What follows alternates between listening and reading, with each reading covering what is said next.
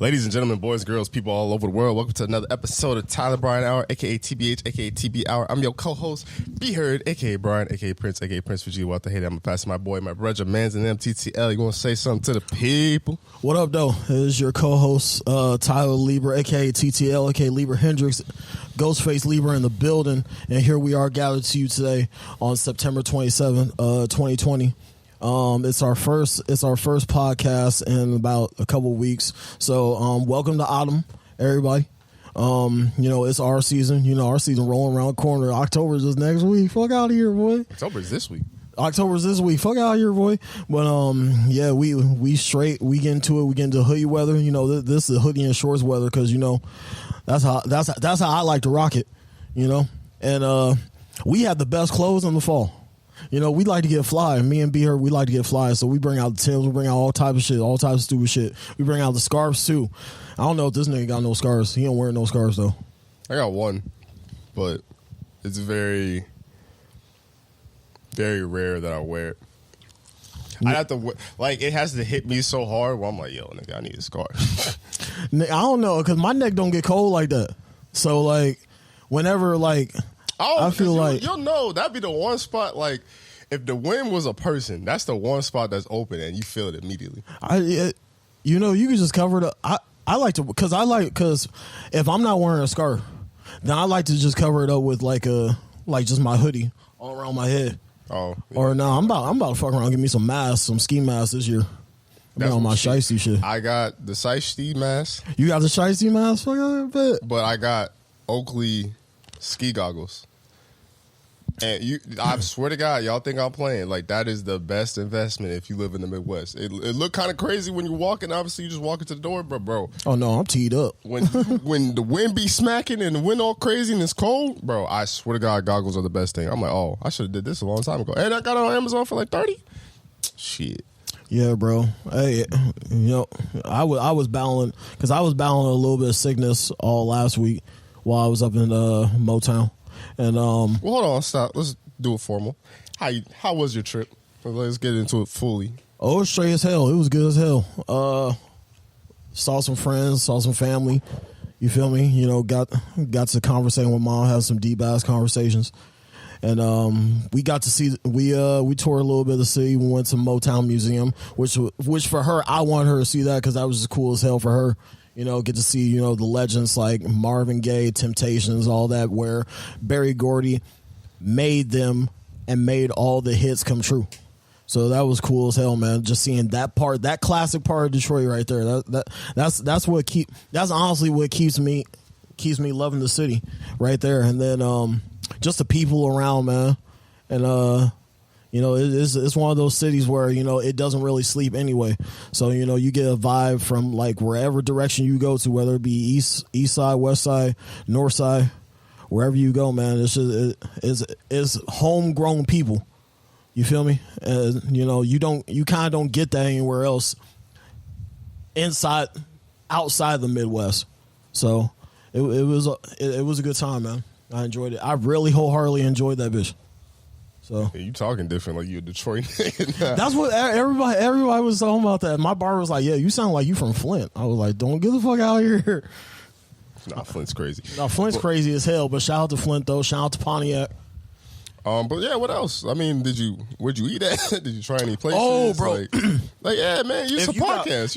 Man, hey, wrapped it up in a minute. Nigga. Anybody in Detroit, you got to go to Coney Island. It's almost sacred that you at least visit one Coney Island in that bitch. I want moms to stay safe, so I went to the downtown, the Coney Island, American Coney Island. And I didn't feel like going to the one a couple of the other ones. I ain't gonna name names where they at. But yeah, it was still good. Anywhere you go, you gotta go to Coney. If you're going to Detroit, go to Coney first. Then you need to hit up Lefty's. Lefty's got that fire, bro. I ain't gonna lie. They be having what do they have? What does Coney's have? What does Lefty's have? Okay, pretty much Coney's has literally anything that you could think of. It's pretty much here is it's kind of like an IHOP. It's late night. You get 24. There's Coney's everywhere, east side, west side, downtown, everywhere. There's Coney. So, and it's open 24 hours. You could get, there's patty melts. You could get burgers, cheese fries, chili cheese fries. You get pancakes. You get fucking chili cheese dogs. You get wings. You get that wing dinner, boy. That wing dinner, boy. Get the fuck out of here. Is that what you got? I got the wing dinner. And then I got the coney fries on the side, chili cheese fries. You always got to have the chili cheese fries. Everything on it, with the onions and all. That sound like you bloated as shit. But you don't, though.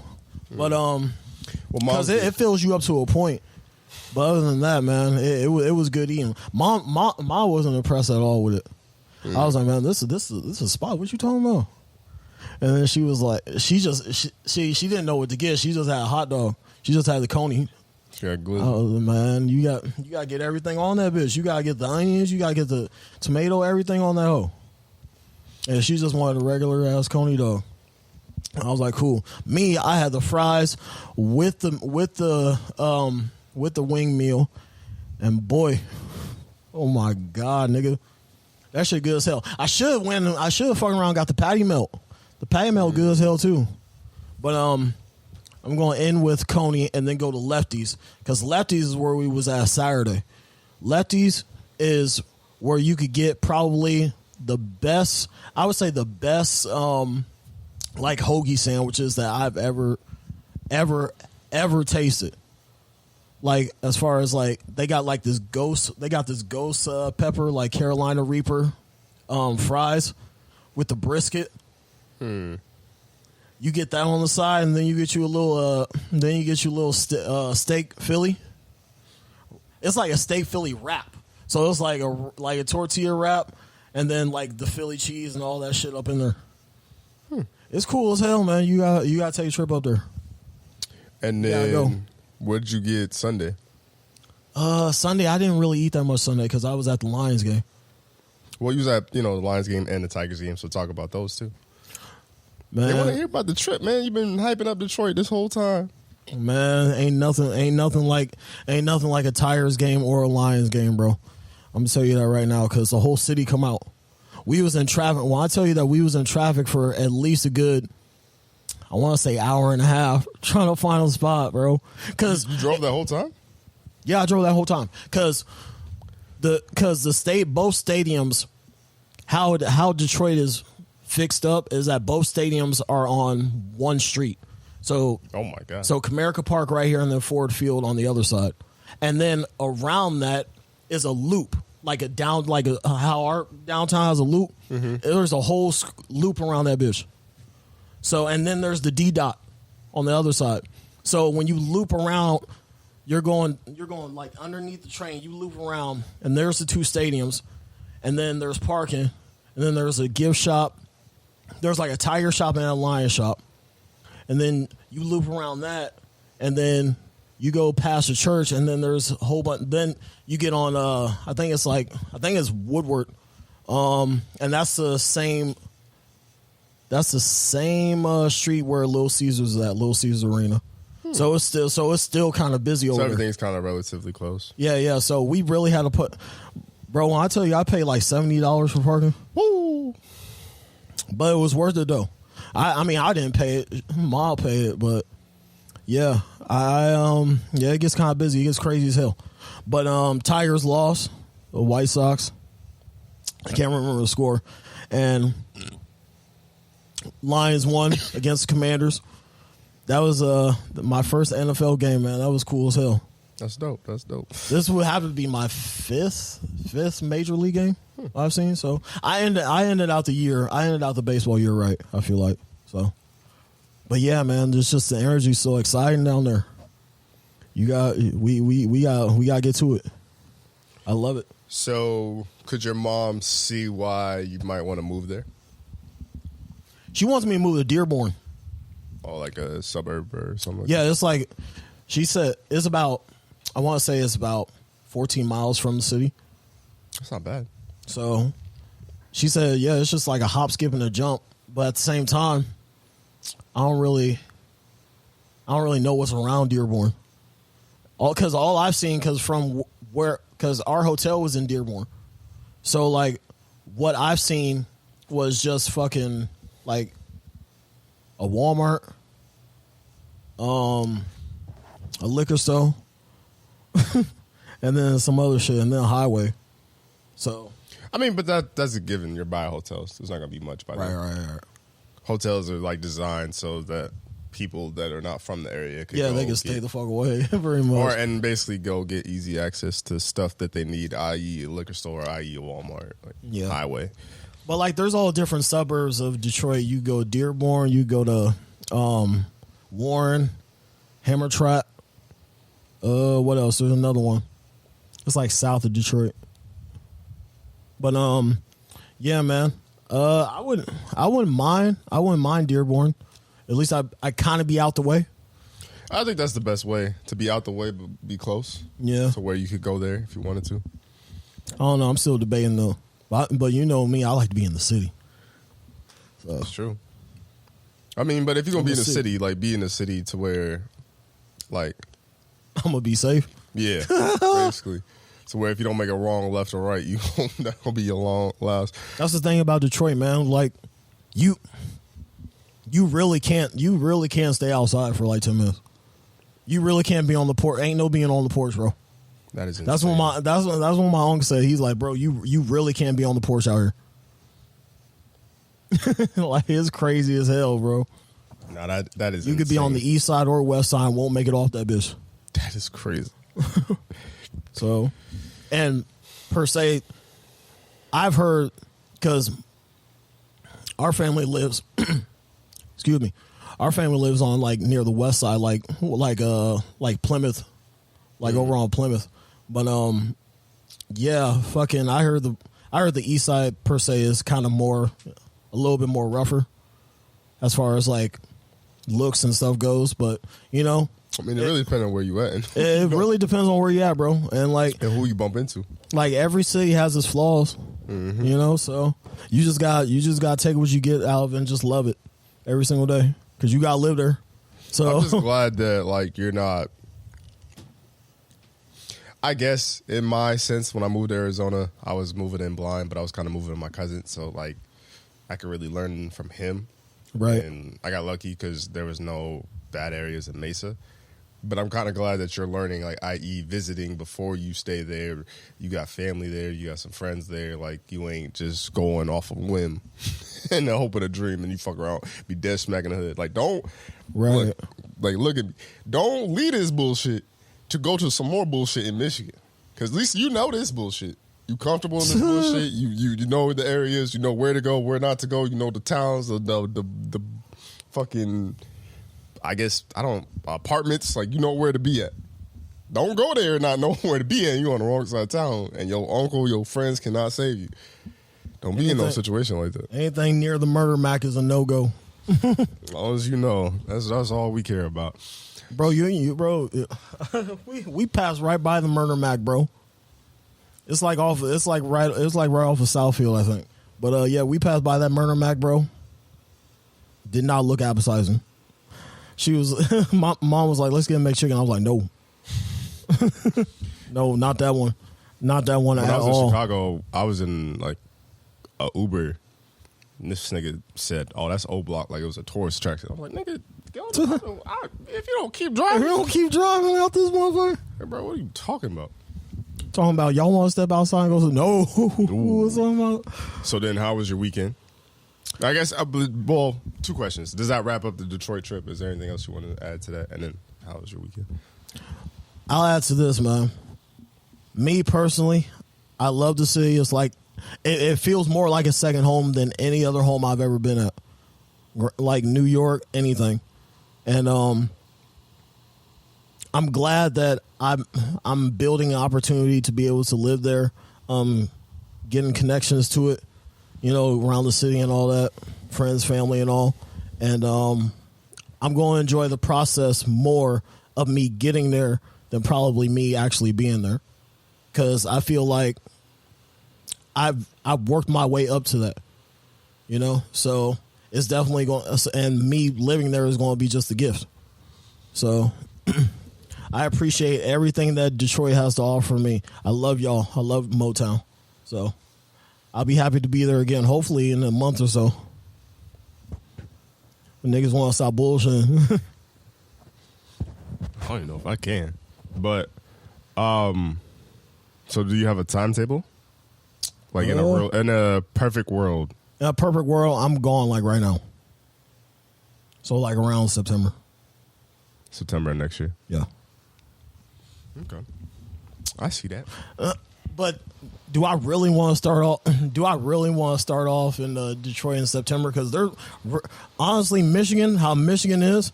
There's only like 3 weeks to fall. Because it was because it was like 70 something last week when we were there, like a cold 70. I mean, your best bet is to go there when there ain't no snow. Especially the shit you told me about the accidents.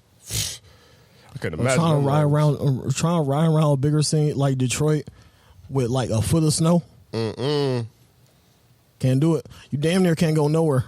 You better get a job to understand too. Don't get no job. About, man? All right, nigga, you still got work today. You better get the job. Hey, bro, don't come in today.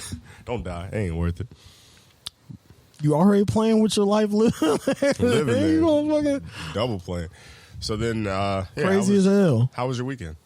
The weekend was straight. You know, I kind of just recalibrated myself into the Iowa world. You know. Bro, I'm telling you, the closer we got to Iowa, the sadder I got. Literally. You got back into reality. I almost had to put a nigga together at one of these little toll stands, like coming into Indiana out of Illinois, boy. Nigga want to rush me. Yeah, so what happened to that? Yeah, nigga want, because I was reaching up to the toll, and I didn't have no change with me, and I was like, fuck it, I'll just pay with my debit card, my credit card, or whatever, and I've tried to swipe it and it wouldn't go. And then I tried to so I was like, all right, let me hold my credit card up there because it has a little scanner thing. Mm-hmm. And then a nigga going to say, hey, let's go, bro. Kept honking and shit. And mom was like, he honking at us? Is he honking at us? I was like, I know he ain't honking at us. That nigga was honking at you. And he was like, come on, what are you doing? I was like, bro, chill out. I'm trying to pay for this shit so I get through. Fuck you talking about? And the nigga want to get loud and shit. He was like,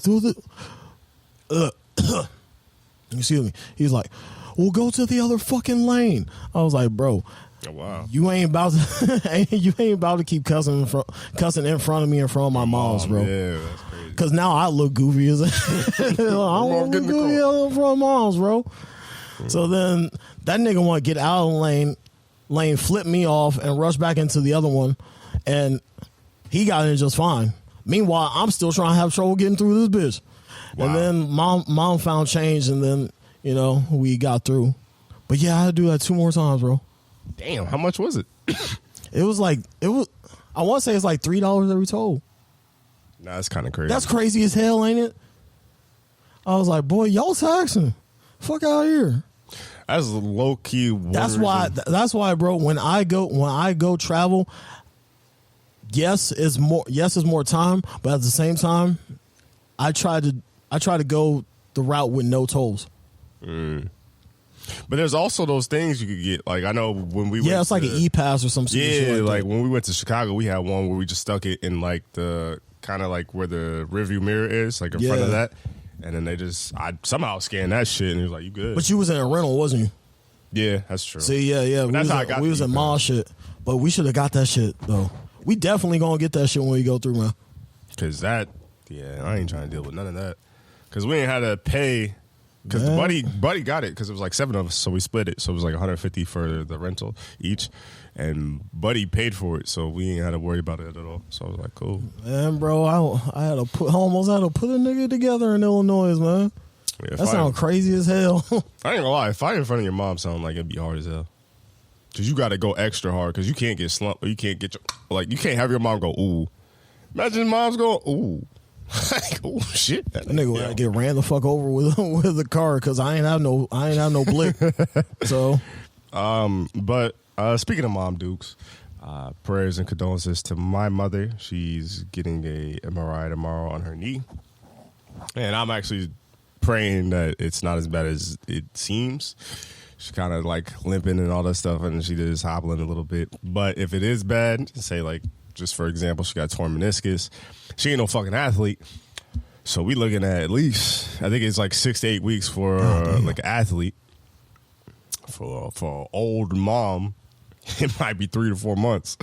And that's a long time to be an errand boy for your mother. Now, granted, that's my mother. I love her to death. I'll do anything for her. But goddamn, nigga, I be tired sometimes. And moms be knowing. You walk around that bitch like Jeffrey. Man. But that's the worst part is like as soon as I get comfortable, I'm talking like my body go limp and my head relax. She just gonna call a nigga. I can just tell she did it before. And I'm just like, how the fuck? Are you listening to when I sit down?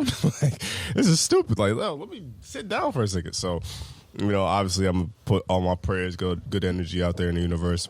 I mean, if she does need, I'm hoping it's not her ACL or some shit like that, because I can't even imagine my mom just at the crib for 12 months. I feel like, one, she going nuts. But if she do, I just got to go that much harder, which is not unfortunate, but it's just like, damn, that's going to be a huge blowback if she's really out that long. So, you know, prayers and condolences. Prayers to the Most High. For Mama Dukes. Hopefully that go good. Well, I didn't have a fucking trip. Technically I did, because I got 9 days off of work. I caught COVID. And yeah, your nasty ass gave me something, bro. Shut the fuck up. You're stupid as hell, man. Shut the fuck up. Yeah. And let me talk. Actually, nigga, that Monday, I didn't go nowhere. Only place I went was work and this fucking podcast. So I don't know who gave me COVID. I caught some drive-by COVID. You hanging with the wrong niggas, boy. I wasn't hanging with nobody. I went to work, and I don't be by people. I was at home. My dad was coughing, but he don't got COVID. He took the test. He's fine. That nigga just had a cough. I was by you. I guess you're fine, and you didn't have shit. I'm fine now. Well, kind of, sort of, because I might be re-sick again, so. But I ain't get it from you. You ain't get it from me. I don't know what the fuck happened. But I honestly think it's just... Me, I honestly just think it was a season thing, because I always get sick around like it's either early September or late September, early October, like right around my birthday and shit. Well, not to mention you also changed like environments. I did. I went from like Michigan to Iowa. Yeah, that shit went from moderate to cold fast. But yeah, so I didn't know who I caught it from. I didn't think it was COVID because Monday night I didn't really feel it till like Tuesday morning. And then when I felt it, I took a COVID test and it was like the thinnest negative line I've ever seen. Like it almost was blank. That's how thin the shit was. So I didn't think I had COVID, but I had to text my boss, my homie that like we know in real life and shit like that. I was like, yo, hey bro, I'm not feeling right. I'm not coming in. So he's like, all right, cool. And then I got the thermometer, and checking my temperature. That bitch say 101. I'm like, oh shit, I really ain't feeling right. So let me just lay my ass down. So I lay down. Crazy as hell. I think I ate something heavy. I think we had like lasagna or something like that. Ate something heavy. Was just sick. And I'm talking like, bro, I jumped up and threw up in the trash can that I got with the bag and all that stuff. Dirty ass nigga. Stop calling me dirty ass. You gonna get fucked up. There's actually, I can't tell it. I would tell it on Patreon, but one of our homies I guess he's our homie. We were Facebook friends with the nigga. He got fucked up for saying that. So that's what I remember every single time.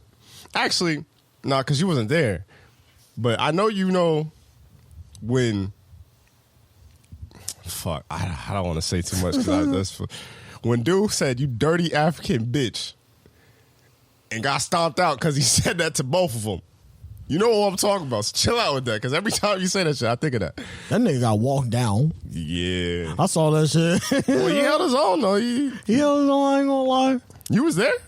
Yeah, I saw that shit, man. Because it was like after school. Yeah, I for some reason, I like to stay after school and shit. Don't fuck around. Baseball field, whatever. Man. Because it was right outside the gym. And he threw a... Well, it was fucked up, though, because it was like... sidebar. I'm just gonna say that nigga right there. He I didn't know he had them bitches. He got them bitches. What you mean? You ain't know they had them? No. As buff as they are? Them niggas just buff. I thought them niggas were buff for no reason. Nah, them niggas strong as shit, bro. I thought them niggas just buff for football, bro. Bro, no, them niggas, what? Them niggas got like an 8-pack in high school. That don't mean nothing from what I said. You don't remember them motherfucking head just doing this shit? Man, them niggas just walking around like action figures, bro. So nah, because he violated. But I can't really say too much, but these two dudes, they happen to be of African descent. Shout out to them. And shout out to the other dude. But when they was just playing with the basketball, they were playing outside, just shooting it, and then there was no rim or nothing like that, so they just bullshit. This nigga just come out the gate like, yo, you dirty African bitch. Give me my ball. So that nigga looked around like, I know he not talking to me.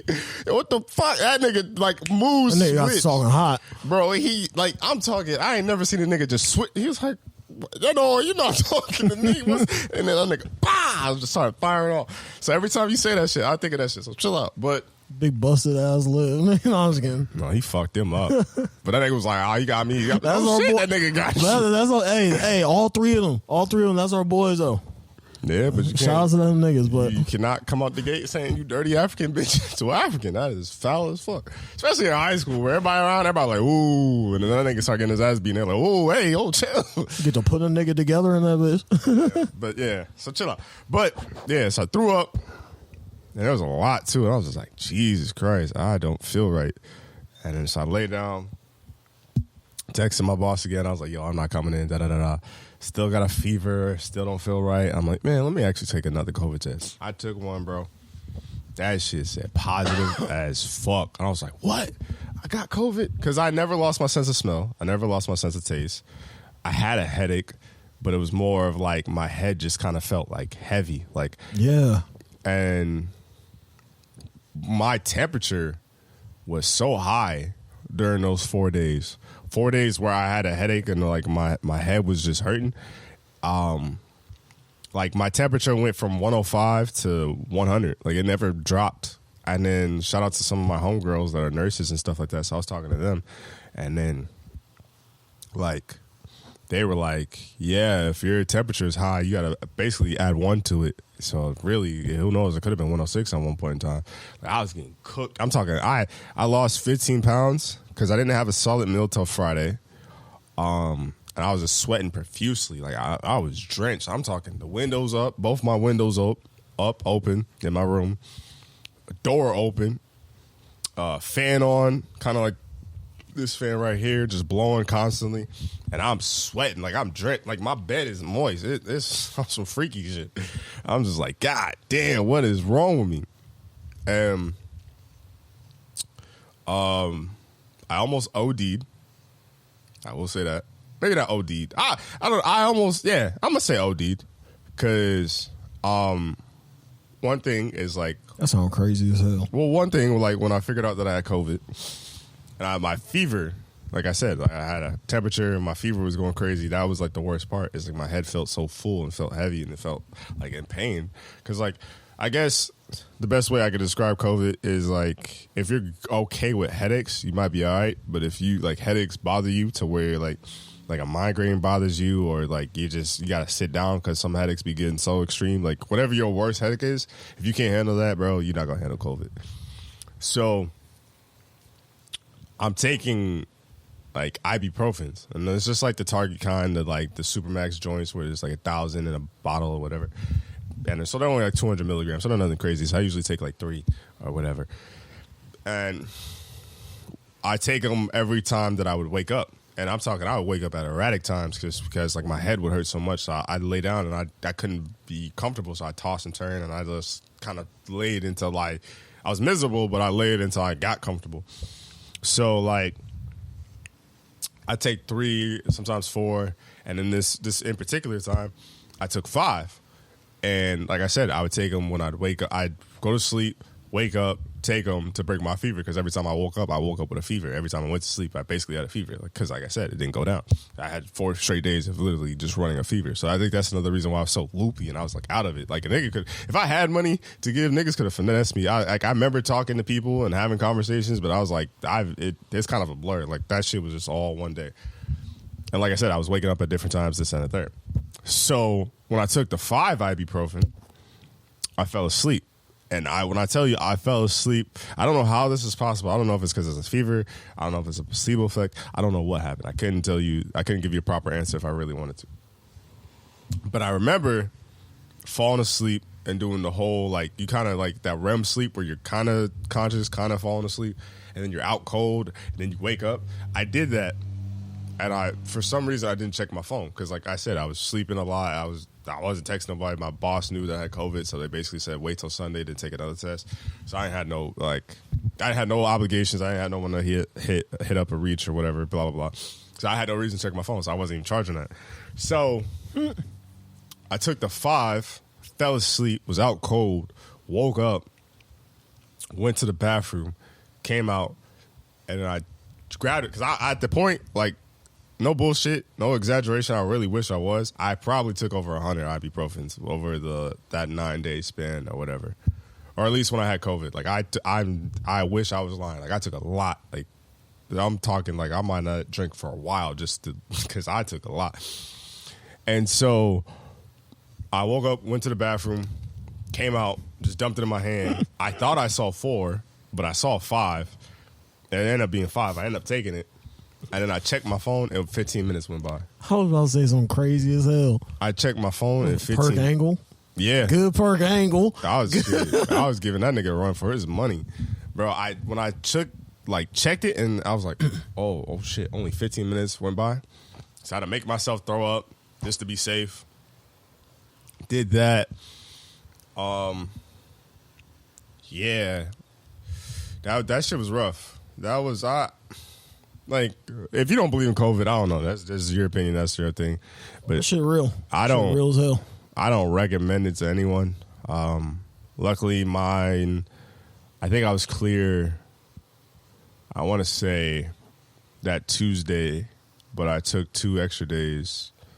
No, I was feeling fine, like, that week. So, like, if I got it Monday, I felt good. Well, I felt normal-ish, I guess, if you will, like Saturday, and then it was gone by Tuesday, but I didn't go back to work till Thursday just because I wanted to be 100% sure, because I didn't want to be positive in work while working. Like, I don't want to be one of those people that pass it around, because I know personally, not to get dark here, and I don't know if I can say this because this is YouTube, and YouTube is pretty sensitive, but you know, we obviously 30 minutes in, so I doubt the bot's checking it. I would kill myself if I gave my grandma COVID and she were to pass or something like that. I would feel like the biggest piece of shit in the world.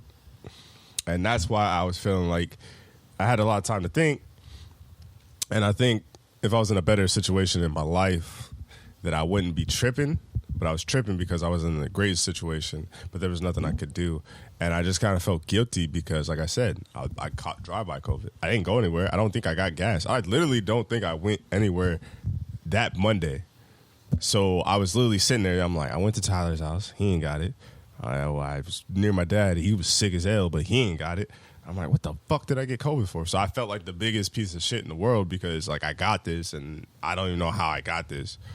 And I always thought, like, times where I would get COVID, like, I'm like, yeah, I was by that nigga. That nigga was coughing a lot crazy and da-da-da, and I got sick as hell and this and the third. And times I felt worse than what I did with COVID.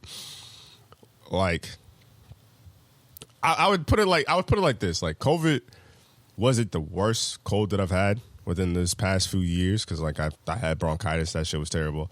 I would just say COVID was the most consistent.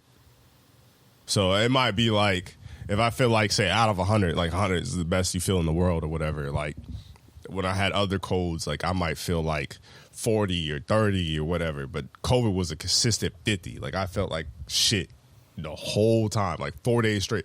It was the most insane, because that made me think about colds. I was like, I don't think I've ever felt this way where I feel consistently like shit, like where it's don't change at all. And like, even taking pills and popping ibuprofens, drinking orange juice, fucking like eating healthy shit. Like, I took mad vitamin. I was popping everything. I was really per angle. Like, yeah, man, that's crazy as hell, because niggas was checking up on you. You either just woke up or you going back to sleep. That was pretty much it. That's all I could do, because like I was so sick that I couldn't And like I'm not a person that does with headaches well. Like I used to be the kid that get migraines, and I couldn't do shit. And like I can function on a headache. I cannot. If it's good enough, I will sit my ass down. I'm like, no, I'm chilling. That's what. Fuck, damn. God damn, nigga. But yeah, that's what I had pretty much the whole time I was in Detroit. Like I was not sick enough to where I physically couldn't do nothing. Like I was still walking around having a good time and shit. Like I could. The one thing that got me was that like it was just my head. So like as soon as we got to the hotel, I slept.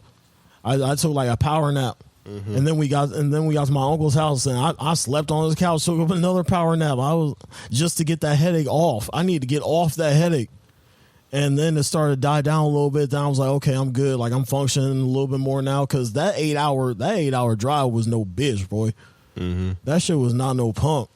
But yeah, I had to sleep off that fucking headache, the stress of fucking that 8 hour drive, and I got to moving around, got some food, got me some coney, and then I went about the night, chopped it up, talked, had a good ass night, had me some checkers too. Another Michigan State will get you some checkers when you go up there. It's pretty much like it's a better Raising Cane's. I ain't gonna lie. Mm-hmm. It's a better Raising Cane's. And they got funnel cake sticks, bro. You need to try them funnel cake sticks too. But yeah, man. Yeah. Last time I had COVID, I ain't gonna lie, it was probably like COVID. Like 2 years ago, like when it started. Like right around March or February. That's when I got it. Mm-hmm. I was in that bitch damn near about to cry. I was a grown ass 25-year-old about to cry, man. I don't know. I literally could not move, could not smell, could not talk, do nothing, bro. Yeah, and I was having the time of my life. It was like a Valentine's Day weekend, bro. I got all suited up and all that shit, bro. And I was sick as hell. I got to the point where I'm just like, man, fuck it. If it take me, it take me. At this man, yeah. I was just like, niggas man, could fuck not it. walk damn near, bro. It was a bitch just to walk downstairs. I'm like, man, I ain't doing shit. It's crazy as hell, man. That's why you gotta make sure that you're taking your vitamins, man. Making sure that you're on the up and up with your immune system every single day. Get checkups in every single day, bro. Oh, and orange juice, all that shit. Because I try to catch it. Because you know how. Damn, nigga. My bad. All right, nigga, go on in. Oh, I was still go ahead on, bro. I still had points to make, and then I'm like forgetting them. But go ahead on, bro. Fuck, what was I gonna say? Yeah. And like one thing I do want to do, especially with this COVID shit and then being sick and all that time, I got 2 different socks on. Is I think I'm gonna try to. It's hard because life is a weird state right now, and I know a broken drum, beating it down, beating a dead horse, whatever.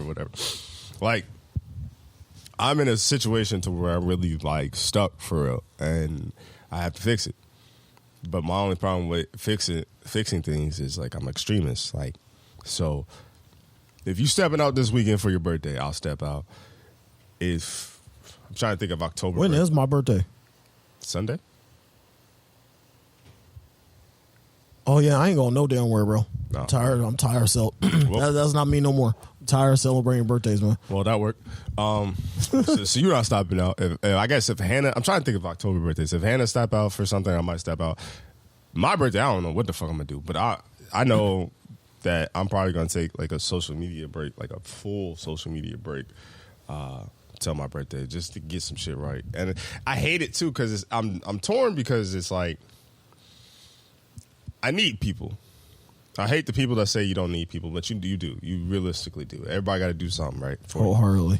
And like, you know, obviously Tyler, my man, sees my pots and pans and does all that stuff, but I have to fix some shit in my life. Like, I have to get to a situation to where I eagerly want to live life. Not saying I'm suicidal, but I definitely would do one of those episodes where the fucking Christmas angel comes and they show you how your life is without you. I would do it in a fucking heartbeat just to see some shit. But I really have to fix some things in my life. You see motherfuckers cutting up. I'll be mad as hell. Yeah, I'd be like, damn. But I really do have to fix some things, and that's the only thing I hate is it's kind of like I feel like it's disrespectful to like you and people because it's like, yeah, you should fix yourself, but realistically, you shouldn't just evaporate from the fucking world to fix yourself. But I feel like that's what I had to do. But like, no, what I'm saying, like, I was really, going off the grid, damn it. bro. No, you thought she was going off the grid, nigga. I'm talking like, I don't want niggas to invite me to shit. Obviously, we gotta do the pod, but like, nigga, don't invite me to shit. Don't ask me how I'm doing. Like, I wasn't doing shit. I literally took the whole summer off. Like, I really gotta like lock in because it's also hard because I'm not the person that's like, oh, just be disciplined for 3 months. To me, it's like if I'm disciplined, I have to cut everything off, like everything. Like I'm talking like my plan is to cut off dating apps, cut off social media, cut off damn near YouTube. Like I'm gonna post and go. Like if I'm not on my computer, I'm not checking shit. And like I really have to be on that type of time and just to fix life because it's like I don't look at the situation I'm in now. It's not realistic for me just to be like, yo, I'm gonna just work hard and just work. And then that's the thing I hate about some people's advice is like, yo, just grind and be disciplined. Nigga, I'm trying to change my life. I'm trying to change style of life. I'm trying to do dope shit. I'm trying to do something. Me just working this 9 to 5 hard is not going to do something. It's really not, especially when you in the hole. And I know I'm not supposed to think like that, but I'm just a realist. Like I just can't not see it. Like I see my mom in pain. Like that shit hurt me. I see my pops in pain. That shit hurt me. Them niggas working hard, but I got outworked them niggas. And them niggas working 10-hour shifts, 9-hour shifts. And granted, they get some days off. I don't get no days off, but them niggas working like more than me. So like I gotta go above and beyond. So I gotta figure this shit out. And everything's failed. So I to be honest, I feel like a fucking failure. I think I am a failure. Because it's like, yeah, I got this podcast. Yeah, I got my merch. And like, if you would look at anyone else having this shit, you'd be like, yo, that nigga doing a lot. But I'm not. I'm not doing enough. So it's like, I'm torn between trying to learn more and trying to perfect it. But then I still have to do it because you can't perfect something without doing it because that's the reason why everybody's always stuck and not doing shit now because they're trying to be perfect when they just need to do it.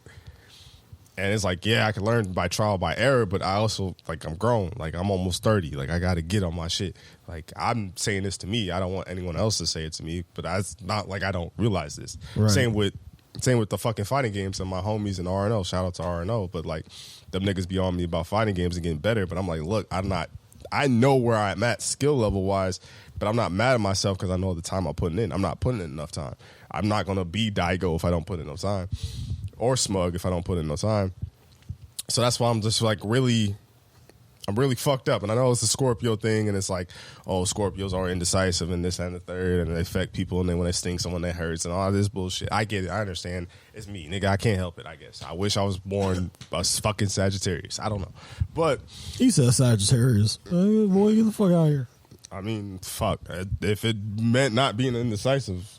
But I just know I need to do something. So if I do this, it's nothing personal, but I really need to fix my shit because I'm scared because I really don't know how to. I really don't know. I don't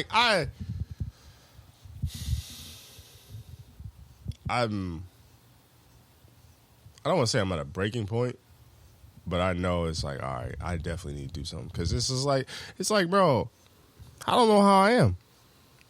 Like, niggas just got over COVID. Mind you, I ain't even talked to my mans. My man's brother just died, got murdered, and I ain't even talked to my mans yet. So that's still fucking with me. God rest the dead, by the way. And I mean, I hope he cool. I reached out and I don't know. It's nothing personal. It's not like we got beef or nothing. I don't know why he ain't reached back, but he just hasn't. So that's still fucking with me. And then I got all my other shit and like. What's funny is I was thinking all this shit and I was getting emotional. I could feel the tear duct, but it didn't come out. And I'm still like, damn, nigga, I can't even cry. And like, it's just a lot of shit going on. And this is not no like cry for help. This ain't no like check on me because if you wasn't checking on me, you wasn't. And it's just like, I just know that I need people. Like I do. And it's like, I got a good group of friends. Got a good group of family members, but I need people. I need business partners, and I need lovers. I mean, shit. Everybody be in love. I want to be in love too. And there's a lot of shit that I got to work on, and there's a lot of shit I gotta fix, and I think that I have to put my foot down. It's gonna look weird. Might not hear from me. I don't know what the fuck you gonna get out of the podcast, but I just know I gotta fix shit. I don't know. I felt like there was more I wanted to go with it, but then Tyler started talking about Detroit, and I started thinking about food, and then that's why I was like, I gotta put my foot down because I'm gonna get distracted.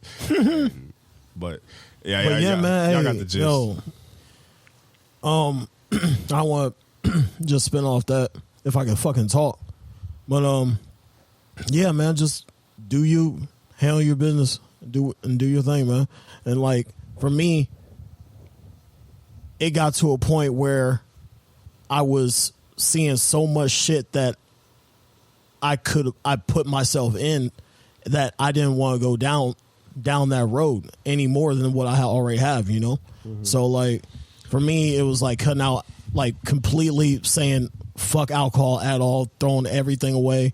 And I'm damn near coming up on 6 months sober. Actually, that's another thing I want to say.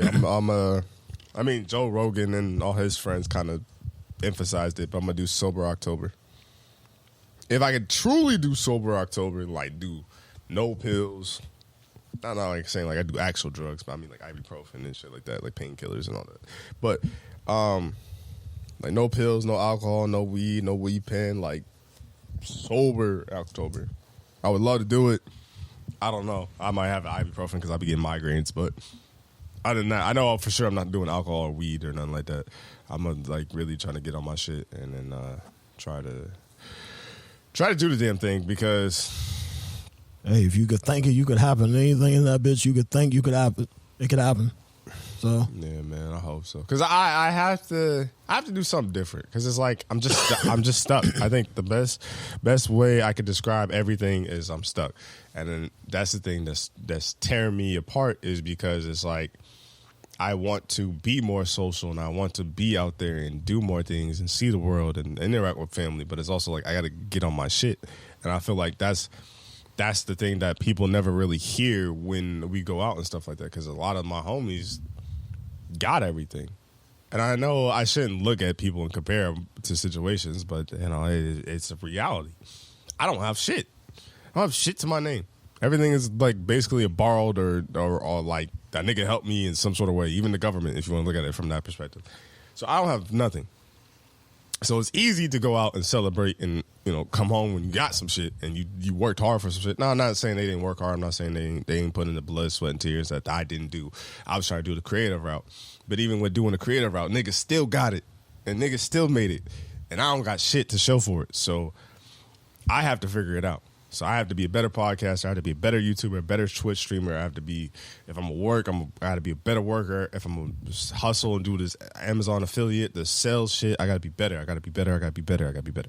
So, but then that's what's scary is like, I know that if I commit to that, then I'm not going to be able to do things. Like I'm trying to figure out a balance and I just don't know how to figure out a balance.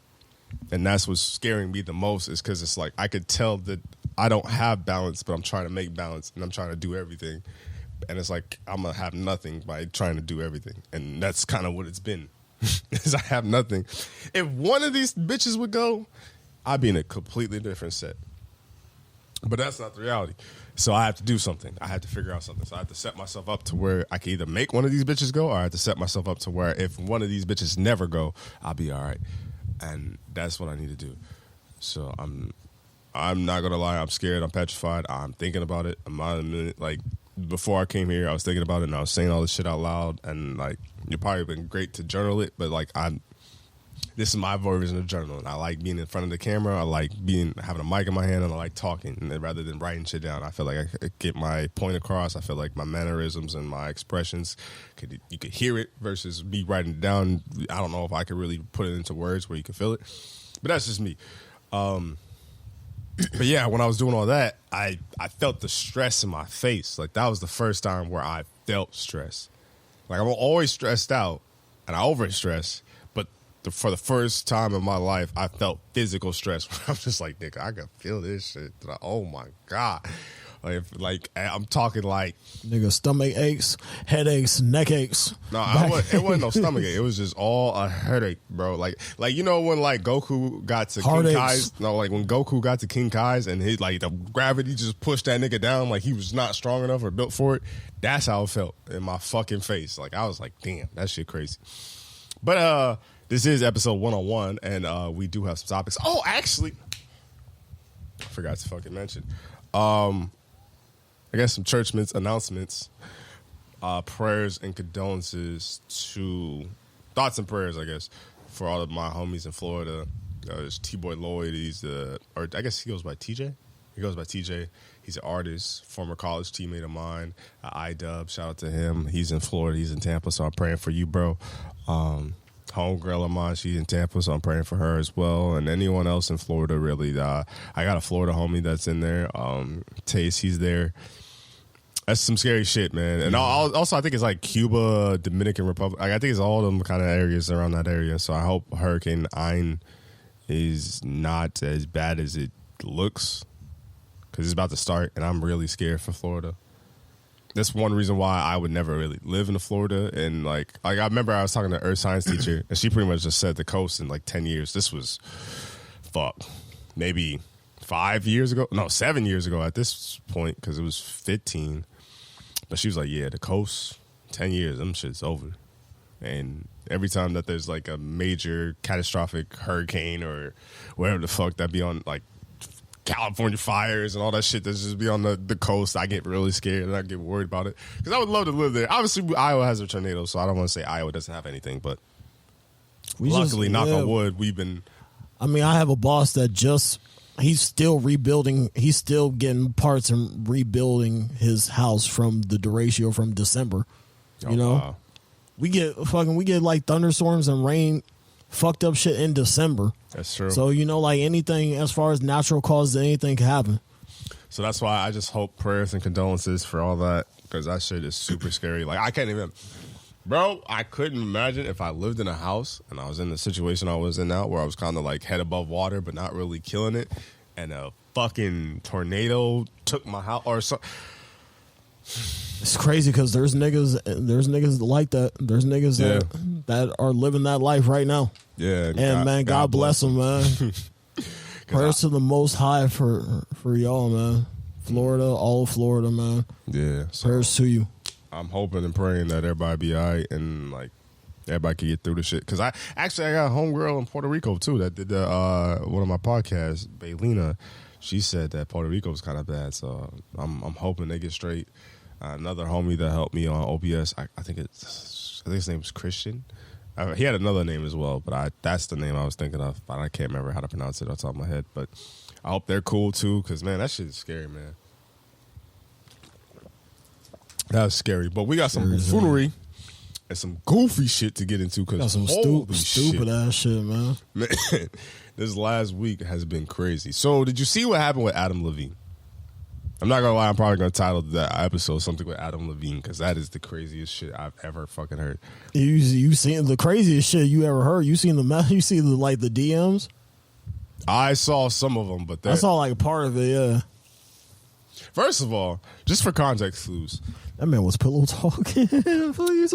So I guess to put y'all up to speed from at least what I know, this is all I know, so I don't know if this is the true story, the 100% story. I can only go off of what I've heard and what I've seen. I haven't done enough Googles. I'm not a reporter. I'm just a nigga on the internet. Anyway. I'll fuck with Maroon 5 too. Maroon 5 pretty cool. So Adam Levine had a side chick, and mind you, he was dealing with the side chick for a year, but I think he fell off for a few months and hasn't been talking to her and fuck with her like that. And so his pregnant wife, who's a Victoria's Secret model, who I guess, you know, obviously a gorgeous woman, of course, and obviously, you know, Adam Levine being the Maroon 5 singer, like, he's doing well for himself. And both of them getting paid. They say he look like his tattoos look like a Chipotle bag, so I can't unsee it. But they say he's doing well for himself. He's a good-looking guy. And so he ain't talked to the side chick in a while.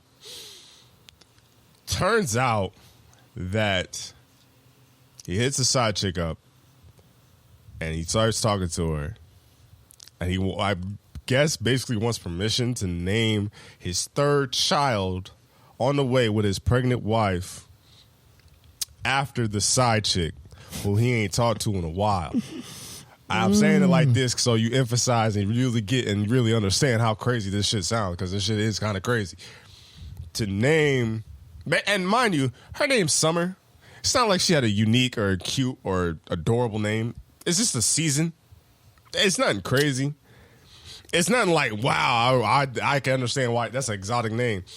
So my question to you is just to put yourself in that shoe. About some Summer. To put yourself in that shoes, because we don't have unique names, we don't have exotic names. We have pretty basic standard names that any race could use. So, say you was a side nigga, right, for a shorty, right, and you stopped dropping off. You gave her magical dick. She ain't never gonna forget you. You top 1, top 5 in her side niggas or whatever. But she's married, or she has a boyfriend, and you knew that. And you know this nigga. You don't know this nigga personally, but you know this. You knew that nigga was in the picture while you was digging her down. She come to you talking about some, yo, I'm having a son, and I would just love to name him after you. What's your response to that? Do it. Are you serious? Tyler's a common ass name, and even it's not like it's a coincidence or nothing. But like after you though. After me? Yeah, she emphasized that part. It's just a name, nigga. Nah, I'm not going. It's literally just a name, bro.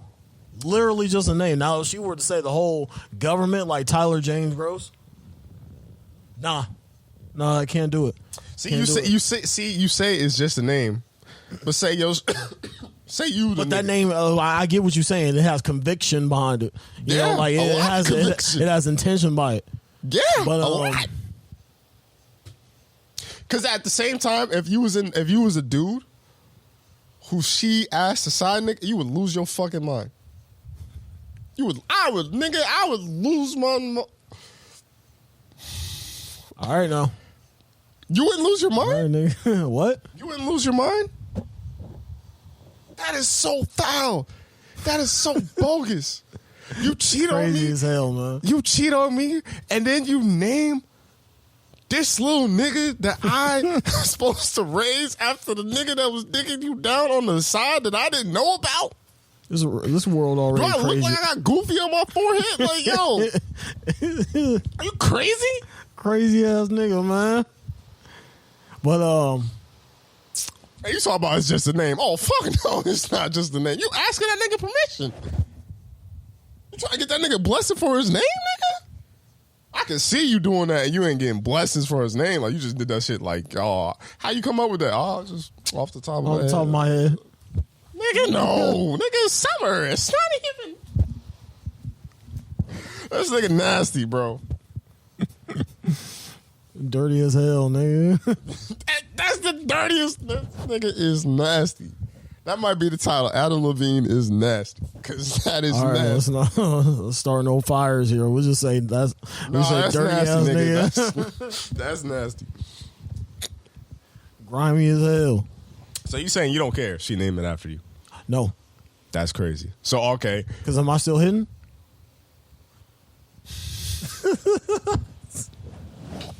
Hey, check that out, though. Check this out, though. Well, okay, all right, yeah. So you hit when she obviously recovered because she pregnant and shit. Don't tell me you're gonna hit while she pregnant. No, I'm not doing those absurd shit like that, man. I was about to say. Oh no, sir, Bob. No, I was like, we potting for real. Not doing that. But yeah, man, it's just a name, bro. So Tyler. Okay. Tyler. So you wouldn't feel no type of way. Libra. What? You wouldn't feel no type of way if it's like your girl is pregnant and she gonna name the baby after a side dude. And say, I love my black people. Say it's one of them exotic names, like Donquarius or something. You ain't shit, nigga. You look right in my face and say some Donquarius or some shit like that, man. Like, well, you know, it's like she naming some shit like where you like, yo, where you get that? Like, you ain't just make that up. Head ass nigga, bro. So you ain't gonna feel no type of way? A Luquarius. You mind if I call my kid, nigga? Like, how you spell that? But you ain't gonna feel no way? What? You ain't gonna feel no way. I fuck around and change the name. I make it like a nickname or something. Like if it's like I name him something like Short, so I wouldn't have to think about it. I'm changing the fucking name, nigga. I'm not naming my baby after your side nigga. That is crazy. You better find out who gets to the papers first, then. Yo, she fuck around, get to the papers first, then you ain't gonna do shit about it. The fuck you talking about? Nah, hell no. Nah, it gotta be a name we agree upon, because I ain't going for that. You ain't naming my baby after your side dick. What? That's crazy. That's why Adam Levine is so foul for that. Like, that is crazy. You a nasty nigga for that. That's your wife. She already gave you 2 kids, and you just like, the third one, I need the shorty on the side. Like, was the box that crazy? Niggas don't care, bro. After this podcast, I'm about to look her up because I need to see what she looked like. To where she had that nigga trans to where he was doing that. That is wild. I bet not. I hope he ain't dating no dogs. I heard she had a body, and she's pretty. All right then. But pretty enough to where you want to name the kid after her is crazy, Adam. I know it's your third one, so you running out of names, but like, come on, bro, that's crazy. Third one running out of names. That's crazy as hell. Like, why? This is one thing I don't understand. Do niggas not have friends? What? Do niggas not have friends? Because, be honest. I'm like, bro to bro. Like, fuck that we recording a podcast, we got mics in our hand. Would you come up to me and, like, run that by me if you was about to name your chick, if you about to name your daughter after your side chick? Will I run that to you personally? Yeah, like, would you be like, yo, is this a good idea?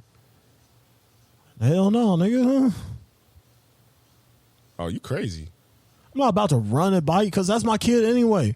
So at the end of the day, I gotta make that decision anyway. You know? Yeah, it's gotta be my own opinion. But you wouldn't trust my judgment in the sense of like being able to tell you like, nah, that's a horrible idea. I would already know it's a horrible idea, so that's why I wouldn't even go to you. But you gonna still do it? What? You gonna still do it? Yeah, that's my wife, man. What? That's the mother of my child. Wait. Oh no, wait, I'm tripping. I was like, what the fuck are you talking? No. But yeah, man, I still do it. That's crazy. I still do it. I'm on that. You know, this doesn't help our case when women be like, men ain't shit. I be trying to defend us, but some of y'all niggas, some of you, Adam Levine, you be fucking wow, nigga. The best men know that men ain't shit. So I stay quiet. Well, yeah, you just said that you would do it. That's a bad idea. It's a horrible idea. Bro, to even try to get off the middle name. Like, I could see if you said the middle name, like, okay, that would be some slick shit. Like, this nigga said the first name. I'm not doing. I would run that by you. What type of time you on when you know your side chick's middle name? Oh, you on some demon time. But I'm saying, like, to where you gonna name the baby after, like, the middle name of the side chick. Yeah. Because I would run that by somebody. I'd have to make sure I'm not crazy. Because that sounds crazy just saying it out loud. Like, if I go up to you, like, yo, bro. So you know my wife, right? You know, you love her. You met her. She's cool. We all friends, blah, blah, blah. And you know how she gave me 2 babies, right? Already. 2 beautiful kids. You've seen them, blah, blah, blah. She pregnant with a third. But for the third, I'm planning on naming the baby after my side chick that I had over a year ago. I ain't really fuck with. I'm going to hit her up and ask her, what you think? That's you, bro. That's all you. You would say that to me? That's all you, bro. Go ahead on. Bro, you don't fuck with me? Go ahead on, bro. You don't fuck with me? No, because nigga, do you fuck with you? Because you the one coming to me about it. Bro, that's be crazy. You crazy as hell coming to me. That's what I want you to say. Nigga. I want you to say, like, no. I would hope that you would say that is not okay. To where it wouldn't even get to a point of you coming to me like that. So what you saying is, no, I can't come to you with no goofy shit. You cannot come to me with no goofy shit, bro. You damn near 30. But we damn near 30. We friends. Yeah, we friends. Yeah, what if I don't know? You got better character than me, with judgment than me. I mean, I don't disagree, but like, come on, son, like you would not coming to me with that, bro. I would, I would make you look because like I fuck around and say you like, all right. So you wrong. You all right. You're a foul friend. You be sick as hell when the papers, you see the birth certificate on the papers. What you talking about? See, I wouldn't let my friend in my situation. I'd make sure he's goofy. You hear me? But speaking of goofy, I got some hot takes for this one. So that Adam Levine thing is just goofy. I don't gotta say it. I'm just curious to see what happens. But speaking of goofy, this nigga, Yes, sirski. Who? that y'all let be in the conversation of the greatest quarterback of all time. He's not mine. He's not my top 10. Fuck that nigga, man. He's not my top 5. And this is not even before he did this shit. This is When I talk about that nigga, I'm talking about the player, even the player, not the person. He not person's fucked up. Person's fucked up as hell. Even the player. He not my top 10. He not my top 5. That is not my GOAT. That nigga just played. Okay, you can't say that nigga. I said it. You can't say that nigga ain't top 10, dog. He's not. All right, then. He's not my top 10. All right. That nigga is a better. They got yellow jacket. I'm just saying. So they just giving niggas yellow jackets at this point. Don't do that. All right, yeah, you right. That nigga ass. That nigga is just a older Baker Mayfield. I said what I said. The nigga, You're right. They just giving niggas gold jackets because he played the longest, bro. Champ Bailey got a jacket, don't he? But Champ Bailey was good though. All right. What are you talking about? Bro, this nigga just played the longest. Do you think he would get in if he had the same amount of years with everybody else? What the fuck going on, bro? What? Do you think he would get in if he played the same amount of years as everyone else? This nigga getting distracted because he's looking at. We talking about Brett Favre. Well, Brett Favre. This nigga crazy. Brett Favre is a piece of shit because Wholeheartedly. he borrowed welfare money from the poorest state in the nation, by the way. Just to build a stadium for his daughter's volleyball team at Southern Mississippi. His alternator. Which, I mean, it's a nice gesture, but why do you need to borrow money from people's welfare? $5 million at top of that? And then and what makes it so bad is this nigga clearly sending texts and exchanging texts talking about the media won't find about this, right? Like they won't backtrack it. Yes, they did. Yes, they did. And it's a federal offense. You should have already knew that, low key. And the niggas is basically getting a RICO charge because they got the head person doing 12 to 13, and she telling. So before I even get to Brett, it's gonna get worse by the time it gets to Brett. So he's stupid. So he's probably gonna do time unless he sings like a bird. Even if he sings like a bird, I still think he's gonna do time because that's the government. Now you fucking with the government's money. You took from the government. You ain't. I mean, of course you took from poor people, and them same poor people in Mississippi who would love you and want an autograph. And I'm sure Brett Favre could have made money. That's his home. That's his home state. Yes, that like he could have made money signing autographs and doing stuff for the community to make a bag. Like it's Brett Favre. He had a name, but he keeps tarnishing it because he's dumb. Probably because from all the CTE he got from all his brain. All the bullshit, all the text messages he be sending, man. And the nigga be sending dick pics. Nigga be sending dick pics, reporters, and all that stupid ass shit, man. Bro, that and niggas don't say shit. That nigga, what? Yo, 85 South Show got a joke where they make fun of Herschel Walker because Herschel Walker is a political person who's, yeah, we ain't gonna talk about that. But I think that same joke. I think that same joke applies to Brett Favre. Brett Favre played when football had soft helmets.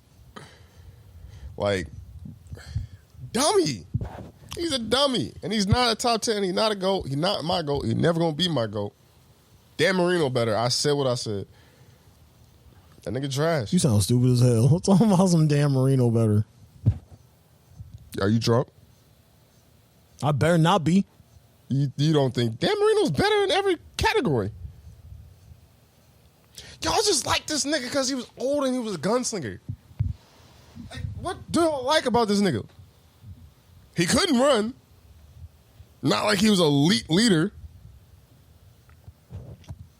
What you like about this nigga? You good, bro? What you like about this nigga? You good, bro? You pressing hard as hell. Nah, because you pressing hard as hell. I'm not doing anything, bro. I'm just chilling. Like, oh, you drunk as hell. I'm literally just chilling. I'm literally just chilling, So bro. what you like about this nigga? I'm literally just chilling. What you like about this nigga? Because he reminds me of Brent. I ain't gonna lie. I can't say that since I just slandered this nigga. I cannot say that. I'm not gonna say that since I just slandered the fuck out of Brett Favre. I can't say that. Boy. That nigga crazy for that. Oh man. But Brent ain't doing all that shit, bro. Shout out to our nigga, man. I do him dirty as hell like that. Dirty as hell. But yeah, he just reminds me of that, a white guy that hung around with niggas too much. And but he's like an old like down like type of nigga. I mean, I don't fuck with Brett Favre. I don't know. As a person, I don't. Both. But as a player, undeniable. At what? Undeniable. At one point in time, that nigga owned damn near every single passing yard. He played the longest. Of course. So if you play the longest, of course you're going to have the accolades. But he also got the most interceptions. So was he not? So is he not good for? So did he not? Is he not great for lasting as long as he did? I feel like that's a substantial feat. Knowing how the NFL is, and it's a grind to get there. It's a grind to stay there. But he ain't do nothing. Because he played quarterback. Of course, you're going to have longevity at quarterback. You see Tom Brady playing 23 for he's in year 23. But you see Tom Brady doing shit. Because think about how many good teams Brett Favre was on. He went to some Super Bowls. He should have went to some more Super Bowls. That nigga was on the Jets for a year. I think they were decent. They went to the playoffs. But then Brett Favre fucked up that game. He went to Minnesota. Well, Minnesota won. That was the only team he was on in the AFC, man. That nigga said, yeah, fuck all this. I'm going back. Minnesota was like... Minnesota has a weird asterisk. Because I'll give him, Bounty Gate was a thing. So, I kind of give him some leeway. But he should have been better than what he was. Down, boy. He should have been better than what he was. And I feel like he didn't live up to expectations. He just standing the test of time. But clearly, you see this nigga got some CTE. And hell, when they did the research about new concussions, where they say basically a concussion is just when your brain rattles against your skull. And then Brett Favre came out, if that's the case, I had 20,000 concussions. No shit, Sherlock. You played you look like you had CTE. Because you just be doing shit that the old nigga should not be doing. And that's why I can't give Brett Favre his flowers, because, yeah, he had a strong arm, but he never really did anything. He was just always there. He was I don't even know how to describe. Because it's not like he's the worst quarterback in the world. He could be in my top 15. Maybe. I don't know. Because think about it now. Think about this era now. I think Aaron Rodgers is better than Brett Favre. They both got one ring. So what are you judging off of? Just rings? I'm not judging off of just rings. He did pass Brett Favre in passing yards as a Packer. And mind you, he technically played less. It's Aaron Rodgers' career is weird because he should be his stats should be crazier, but he also didn't play as much, especially when he was younger. And that's the thing. Brett Favre gatekeeped that nigga. He was like, no, hell no, he ain't playing. He was the better option. I was like, yo, Brett, get your old ass on somewhere, nigga. You see this nigga, he nice. And it's because even this era, I think Aaron is ahead. I think Tom Brady's ahead. I'd argue Josh Allen's ahead. I'd argue Patrick Mahomes is ahead. I think that's all it would take from this era right now. Obviously, you got Peyton. I don't even like Ben Roethlisberger, but I put Ben up there. Drew. Put Phillip Rivers. Phillip Rivers was a better Brett Favre. He just didn't win. They pretty much had the same game. Always had a solid team. Always contended. Always kind of lost.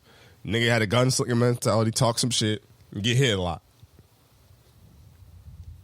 And played when they was injured. Fucking Phillip Rivers played on a torn ACL. What we talking about? He did. Against the Pats in the cold. I bet that brace was cold as shit. Finished the game, too. Mm-hmm.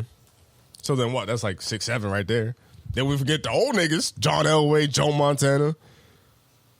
I'm not even that high on John Elway anymore, but I have him higher than fucking Brett. Dan Marino. I was like, come on, man. I get it. That's some people's goal. And I feel like that's the thing, too, is like I feel like people have those eyes, the blinders on, too, to Brett Favre. And that's why this is not talked about. Granted, something else broke in the sports world that was crazy, which we're going to talk about next. But that has to do with my team that I'm wearing on right now. It is just, it was just brushing on it. Like, yo, this nigga's a criminal, bro. Like, y'all, Wholeheartedly. like, y'all just not going to say anything about it? It's like, I guess this nigga, y'all niggas love him. That's crazy. Fuck that nigga, man. Basically. Both versions of the nigga. Football nigga and this nigga. All right, get to it, man. Get to the next one, man. Get the next one. You making me mad, bro. Why are you mad? No, I'm just kidding. Oh. Well, do you have I'm anything else talking to say about it? You shouldn't like that nigga anyway. You a Detroit Lion fan. That don't got nothing to do with me. It really don't. So I mean, y'all got beef. You stopped y'all a lot. So they're gonna be up in the jail cell. So Somebody said that prison yard team gonna go crazy. But it's you know gonna what's go crazy? stupid as hell, man. It's just really not, because Henry Ruggs is already out. Which Fuck around, R. Kelly be the halftime show. Bro, I swear to God, if I have all this shit, I'd just walk out. Like, if I could just walk out and leave, that makes sense. Shout out to Rihanna getting the halftime show since he brought. Oh yeah, that Black Queen, man. I love her. Somebody said it's nice that Rihanna let there be a football show. I was like, all right now. Yeah, somebody was like, there's a football game. talking- Somebody said there was a football game at a Rihanna concert. I was just like, all right, y'all got it, man. Y'all crazy. Y'all wild. Yeah, because I saw something that like Taylor Swift got announced, and then that, speaking of Swift, got Swift under the rug, and somehow Rihanna got announced. So it was like they called Taylor Swift, like, yo, can you do it? Like, oh, yeah, check my schedule. Yeah, I think I can. All right, word. Then Rihanna called back, like, yeah, I could do it. Oh, never mind. Hey, we was just playing. Yo, yeah. JK, ah-ha-ha. And it's like, yo, we going to get Rihanna. Yeah, Taylor Swift got it. Yeah, that's crazy. But speaking of another black queen, Nia Long got cheated on by Ime Udoka, the Boston Celtics head coach. Isn't it a crazy ass week for cheating? Yeah, not looking good for cheaters. The Udoka situation is weird because he had a consensual relationship with a Boston Celtic female staff member. We don't know who it is, so please stop shaming these women that work for the Boston Celtic staff, because y'all, yeah, like, it's a lot to be accused of cheating, especially when you ain't do no cheating. And like y'all saying like she a homewrecker, she uglier than Nia Long. Like y'all violating. Y'all gotta chill out with that shit. We don't know who it was. We don't know who did it. We won't know until the facts come out. And I just think it's a weird situation because supposedly, from what I've been reading and what I know, is that the Boston Celtics knew about it, but it wasn't an issue until this point now. So my head goes that either she threatened to sue or this is way worse than what it is. Obviously, we don't have the facts, so I don't want to put no accusations or say anything about people. Yeah, I Nia Long is a very beautiful woman. She looks great for her age. Wholeheartedly, man. As a Boston Celtics fan, I think this is weird because it sucks in the sense of like they got rid of our coach, even though it was a team decision and not the NBA's decision. So I just have a lot of questions of like, what does this mean? Like, because in a world where this, like, someone cheats, you don't have to know about it, right? And you're suspending them. So it's like you're suspending him, but you knew about it. So it doesn't correlate. It doesn't add up personally. So prayers and condolences for Nia Long. Ime Udoka, you messed up. But at the same time, I always tell people that I believe there's two sets of happiness. Like, I feel like happiness is a wheel. That's like a percentage. You have your own individual happiness to where you need to fill it up 100%, and then you have your partner happiness to where some people cannot fill the shoes of someone else. Like, it's just not realistic. Like, me and Tyler are best friends, but Tyler can have other friends, but then might not have that same dynamic that me and him have. So obviously it's a hard shoes to fill. And Nia Long, as perfect as she is and as perfect as she seems to the outside world, we don't know what their relationship is or what the dynamic is to where Ime felt like he needed to see something else. It could have been something simple as him just being horny and it was convenience and it was proxy and things of that nature. That nigga taking an L on that if it was that case. Which is true, but it could be something else to where he had a better connection, he had better things, but obviously he built this family and he's been engaged to Nia Long since 2015. He been engaged and they ain't been married? And they're not married. I don't know. It's a weird situation. I hope that for Ime Udoka's sake, butcher his name, but we're going to let it rock. I hope it was consensual like they say it is. If it gets worse, like he was like maybe he got more handsy at work or he started doing more like, I guess, sexual harassment type of things at work to where she felt uncomfortable and now she can't really do her job. If they pack that nigga up, they pack that nigga up. But that's like my fear is that it gets worse than what is reported and we're keeping him. Because if we're going to pack this nigga up, let's pack this nigga up. But like if we going to keep him, like why did we suspend him in the first place? Why did you give him a year's suspension? Like what did this nigga do? And I think it's kind of crazy too how like, yeah, he fumbled the bag, but then niggas go into Nia Long's DMs expecting her just to jump ship. Like, that's Mind you, it's nasty. Nia Long. Mind you, it's Nia Long, too. True. And, like, she looks like all the assumptions that I had about Nia Long before this happened, like her being a good woman, her being a good wife, her being loyal, I still have those assumptions. Granted, he fucked up, but it's just like you assume that she's still going to be all that. I don't know. What are your thoughts and opinions on it? I kind of rambled. Yeah, you did. But I had to explain the situation. Yeah, nigga, I don't know if for me being a cheater, living that life I didn't expect in a past life, hey, I'm gonna live my truth. I mean, living a past life like that, man, and knowing what I know now, I don't see anything beneficiary to it. Because especially as far as my happiness goes, and my happiness for my spouse or significant other, why would I want to wreck that?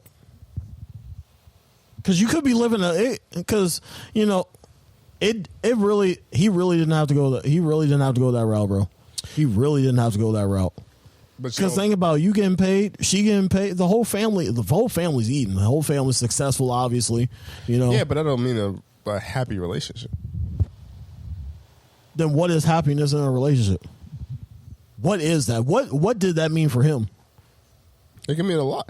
I don't, just to play devil's advocate, because I don't really believe in this, but I do believe there is a world where someone could be perfect for you, but it not be enough. But obviously it's humans, it's emotions, it's feelings, it's all these different things, and it's all these different other things to where Nia Long might be more the traditional sense of man, woman, wife, husband. We're together, we're going to fix it, we're going to make it work. She might not believe in some of these newer relationships to where, hey, if you need to go have a release and you need to go have this relationship to come back to take care of home, go do that. Or she might. You never know until you have that conversation. He may have never had that conversation and just internalized it. Because even in expressing how you feel and how you want some things and you want something different, or you explain different situations, some people might accept the situation because they care about the relationship, but then they might not really accept it. I.e., we'll go back to this Nia Long thing, but i.e. like NLE Choppa. NLE Choppa had a girlfriend who was 26, 27, our age, and he was 19. And he was like, look, he got to a point in the relationship where he was like, yo, I love you, I care about you, I would want to be with you, but I'm young, famous, and I saw that. I have these options of where I can have sexual relationship with these other women. Now, if you don't want to be a part of that, you don't have to. But if, like, basically she was like, no, I'm cool with that. We can make it work in the relationship. And then it turns out she's not cool with that. So there's so many different dynamics of a relationship to where, like me now, like, could I be loyal? Could I be in a relationship? Could I be with one person? Yes, absolutely. But if that one person is not giving me everything I want and need, and what I've learned is even in friendships and relationships as far as family members go, not everybody gives me everything that I want and need. And I know it could be the same vice versa. I might want to see that out. Some people I realize, like, me and your dynamic is me and your dynamic. Same with my dad, same with my mom. That shit ain't never going to change. So I kind of accept it as is. But everything else, as far as, like, other friends go and other relationships go, I might, I'm not saying I have, but in the future, I don't know. I might want to see something else. Like, I know what this is, but if this is never going to change and I know I could get this from this person, I might want to see what that's about. And, you know, obviously, you said you stepped out. I wholeheartedly understand that, what you just said. And I'm not even saying this to be right, so don't think. And the thing about it is, once you do it, you got to see it through. Yeah. You really got to see it through. Yeah. You know? Mm-hmm. And I think that's what's so hard about cheating is because it's like you have to build to that point. Because even if it's just like, say even if it's like sex, like purely just sex, right? You still have to set it up. You still have to meet this person. Still got hope that this person who they say they are on IG or something, because, you know, technology, how it is now. And you still have to go through with it, like you said. So that's a lot of conscious thinking, conscious moving. You're going to act different around your shorty because obviously you're going to want to keep it secret because you don't want to tell her that, hey, I'm about to go meet this chick at a hotel and blow her back out that I don't know. Right. But I don't know. Crazy world we live in, man. I thought we were better. Yeah. But you never know the dynamic of the man because it's just like sometimes men stay in that same realm for like they stay in that same goofy ass realm for all their life, and you can't change the nigga after that because the nigga gonna cheat anytime he wants to. He gonna be that anyway, regardless of who he's married to. It could be fucking Cher, it could be Beyonce, you know. If that nigga wants to do that, then that's what he's gonna do. He's gonna step out. Now, granted, he's probably looking at it from a short term perspective as I'm just going to get my nut and I'm gonna be out. And if the pussy's still good, then I'm gonna keep doing it. Well, because even then, like sometimes post nut clarity, I know some people might not believe it. That is the most realest shit. It's the realest shit you ever. It's the realest shit you ever had. I ain't never felt like more of a scumbag till I got some post nut clarity. I felt like, dirty as hell afterwards, man. But in the moment, there's some times where you be so horny, you just like, fuck it, let's do it. And you'll commit to everything. And then you realize, you're like, whoa, that shit was crazy. You be on page 37. Oh, God, and stuff like that. Then as soon as you get to a video, you do your business. As soon as that bitch is over. Because then that's another thing, too, is like, that's the dynamic thing of the relationships. Is because this relationship is good, but there's a cap to this relationship. So it's like, as a man, what do I do? If this is the best it's going to get. And where do you go after that? Like, obviously, there's got to be some conversation. There's got to be some sort of therapy. I feel like there got to be some sort of couples therapy between those two after this. There has to be. Yeah. Because it might just be time, too. Yeah. Because there might not, because there's some points in therapy to some people's relationship and dynamic that, like, there's nothing that I can say to you if I cheat. Because I feel like, real quick, I mean, I want you to go back to your point after this, but real quick, is cheating a deal breaker for you? Because for me, it's a deal breaker. It's a deal breaker for you? Just because I want to be able to do stuff for you. So if you kill that drive for me to want to do stuff for you or care about you in that regard and think about it, we can maybe have a relationship, but I'm not going to fake it. Hey, look, check this out. I'm always a firm believer in, like, people fuck up. People make drastic mistakes of not thinking. And if it comes to a point where it's one of those mistakes, but you see you start seeing the you start seeing the signs of it being repetitive, then that's where it starts to become a problem with me. Then that's where it gets to a point where I'm looking crazy because I'm asking all these questions of where the fuck you at or something like that, and why you ain't answering my phone, this, that, and the third.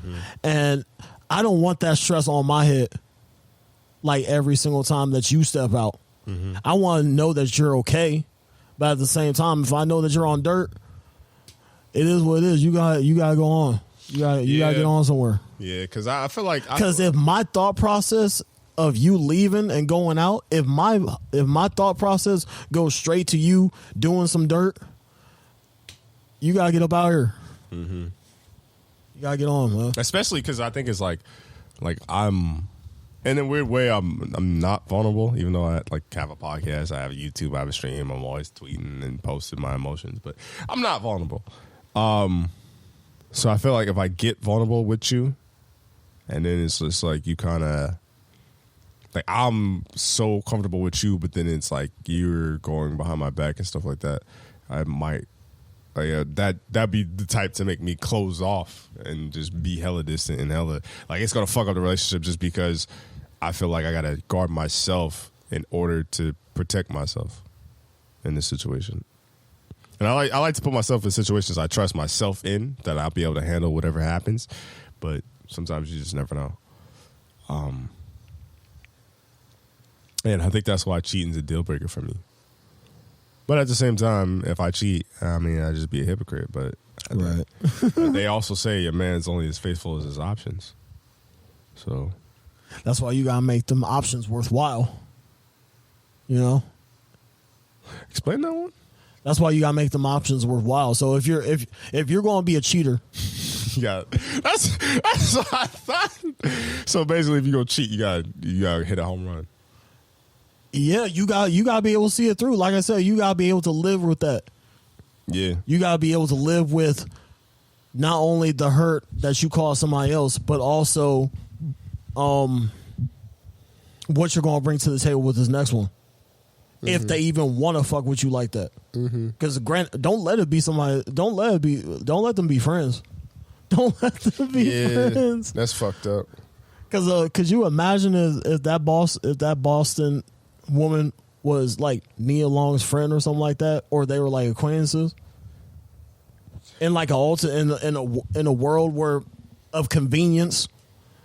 You feel me? Yeah, because it's just like you see that gotta person. Be a cold ass motherfucker, man. Like, you know what that person goes through. You know that person's problems. You know that person's like. You gotta be a cold ass nigga, man. Yeah, you gotta be. That's heartless as fuck. But so yeah, with that, like I said, man, like if you're gonna do it, you got to go through it, man. Yeah, I don't know. I even like all the shit that I said, it makes sense on paper, but yeah, it's still emotions behind it. Still a person. Absolutely. So I'm overthinking. I think that's another reason why I couldn't cheat. I think way too. I'd be fucking paranoid. Yeah, I used to be like that. But I've learned, obviously, hopefully enough for whatever relationship that I get myself into. Hopefully I've grown as a man, as a person enough to be able to do right. So I will say, like, whatever. This is when the time comes. When it's my time, it's my time. Yeah. I will say that from the outsider's perspective, whenever you do get in a relationship, I do think it will be. Do I want to make this claim? Because I was going to say, I think it will be your best relationship just because I think this is the healthiest you've been. But you are a nigga that likes to entertain. So I'd have to see how you are. I have to see how I am too.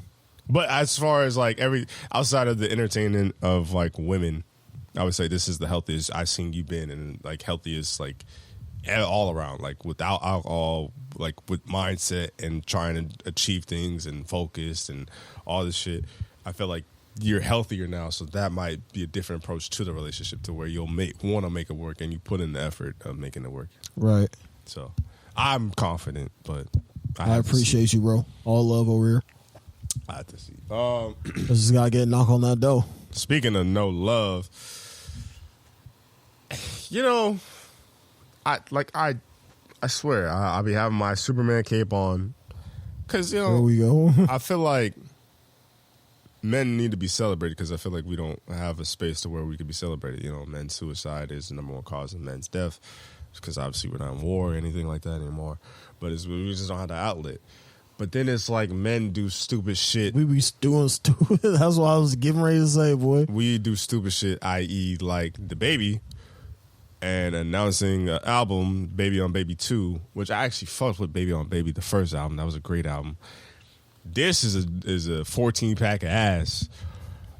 And he come out the gate and said he was fucking Meg Thee Stallion days before Tory shot her. Why would you? Why? I'm trying to figure out. I'm still trying to figure out. I only listened to that part, and I'm like, yeah, this shit sounds like ass. He's screaming on it. The mixing don't even sound right. Like, I don't want to say Dababy fell off, but he had a show in New Orleans where he only sold 500 tickets. Yeah, I was gonna say that. I was like, damn. He had a show where he only sold 500 tickets, and it was like a 14,000 venue or something like that. Yeah, he might have fallen off, bro. That man might be washed. He might be washed. I think he just oversaturated the market. I think because he was like, oh, no one told me to stop. And we were like, yo, bro, chill out. Like, the Baby song sound like the Baby song is featuring the Baby. Like, that's... And plus, he be doing all this crazy other shit on the side, like fucking getting in fights with niggas, like outside brawling, Bro, fucking there was a... trying to kiss up on girls, all type of shit, man. There was... And then saying the shit he said. And then he tried to say that they tried to pack him up because he said, yo, you said that dumb shit. Right. What you said? Like, you had no reason to talk about that community and talk about niggas sucking dick in the parking lot. What you talking about? So, like, I can't co-sign the shit that the Baby put out anyway. So, like, Just off the fact of the person. So you would agree that that's corny. I always felt like that was corny. Corny as hell.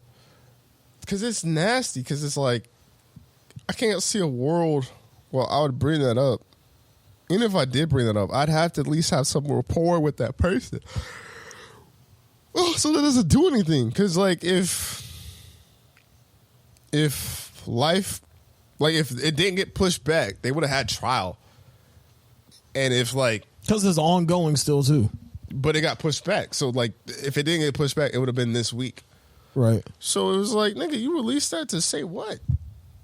Shout out to Megan Thee Stallion, too, for not even acknowledging it. Yeah. That's just It's my nasty. business. Just stay out the way. That's just nasty. I just don't get it. I don't get why niggas do that. Like, she moved on. She happy. She in love. Even if that shit true, why you bring it up? Niggas just be saying anything, man. Just to get some clout, it seemed like. Niggas don't even need to get clout like that. And the Baby was good. I felt like he was one of those next generation. There was a point in time where niggas were debating, like, Dababy or Lil Baby. There was a point in time. And now that sounds stupid as hell. You sound crazy as hell, man. It don't even sound close. Like, I don't get, bro. I think he just need to go back in the lab, get his mind right, stop saying this bullshit. Low-key. Nigga need some sort of therapy, some sort of counseling.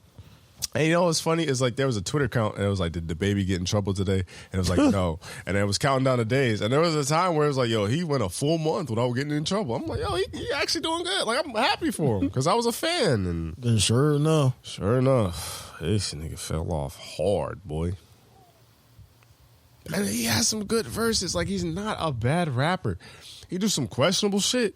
This nigga hung himself on a cross. I don't know who the fuck. I feel like the Baby got too many yes men around him, and that's why he's self-destructed. Because, like, I would be like, hey, nigga. You got too many niggas that be like, yo, what the fuck you doing? He don't got enough niggas that be like, yo, what the fuck you doing? Get your weird ass on somewhere, bro. Because he hung himself on the cross with the nails in the car. I'm like, yo, bro, I get, your name. Because the Baby used to be called the Baby Jesus. And I get it. Like, oh, it's like, hey, nigga, just not. Chill out on that, bro. Let's not do that one. And then this nigga was wearing a diaper. He was out in public walking around with a diaper. Grown ass man walking around with a diaper. And not like he and the pin on that bitch. It wasn't even like the new diapers. It had a pin around that bitch. Then he had a binky too. And a binky too, bro. And he had a little hat, that little baby boy. Niggas was out here looking crazy. Like marketing genius wise, it's different. It's definitely out there. But I ain't never seen a rapper do that. But imagine you gotta be that nigga's bodyguard next to him while he out there. Yeah, it look crazy. you gonna look crazy as hell. It look crazy. But what's crazy too Don't let that nigga fight either. What the fuck you talking about? What if he get knocked out and he shit on himself? You get knocked out, bro, and you gotta carry this nigga with a bait. But what's crazy too is like he didn't really have to do, like, he was a good rapper. And this nigga just, I think he just let fame get to his, like, this nigga about it too. Like, I hate about it nigga to do weird shit. Like, he killed someone in Walmart. Like, granted, now that we look at the footage, he says it's self-defense. I'm starting to think that nigga did it. That footage look kind of crazy. Yeah. I don't know. I kind of worried too because, like, I worry because I don't wish death on anyone, but I wouldn't want the baby to get harmed. But he might fuck around and be one of them niggas that just live. You know what I mean? Like, not like live forever. Like one of them rappers. Where he's like, you see him age and you see him age weird, you be like, what the fuck? But he moves so crazy. Like, he moving. Like, he's been doing good recently, but like you said, he was jump off stage, knocking niggas out, saying crazy shit. Say they want to cancel this nigga. Yeah, we cancel this nigga because you goofy. Yeah, man. But I don't know. Any other thoughts and opinions on that one? I'm gonna pray for that nigga, man.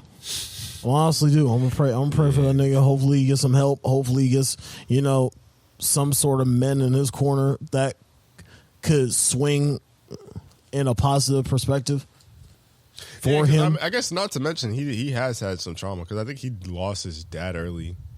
I think his brother killed himself within the last few years. Yeah, so like all that shit, man, you gotta talk about that shit. And he got like someone try to like get in his property, so he had to shoot somebody, and like he's been dealing with some shit. Yeah, man, all that shit has to be talked about or it has to be expressed in some way. Yeah. You don't let that shit fester and ball up to a point where you doing all this stupid and crazy shit, man, and you're blaming it on trauma. Mm-hmm. Bro, trauma can only get you so far. You gotta blame it on. You gotta be accountable. You gotta be accountable for your shit. Well.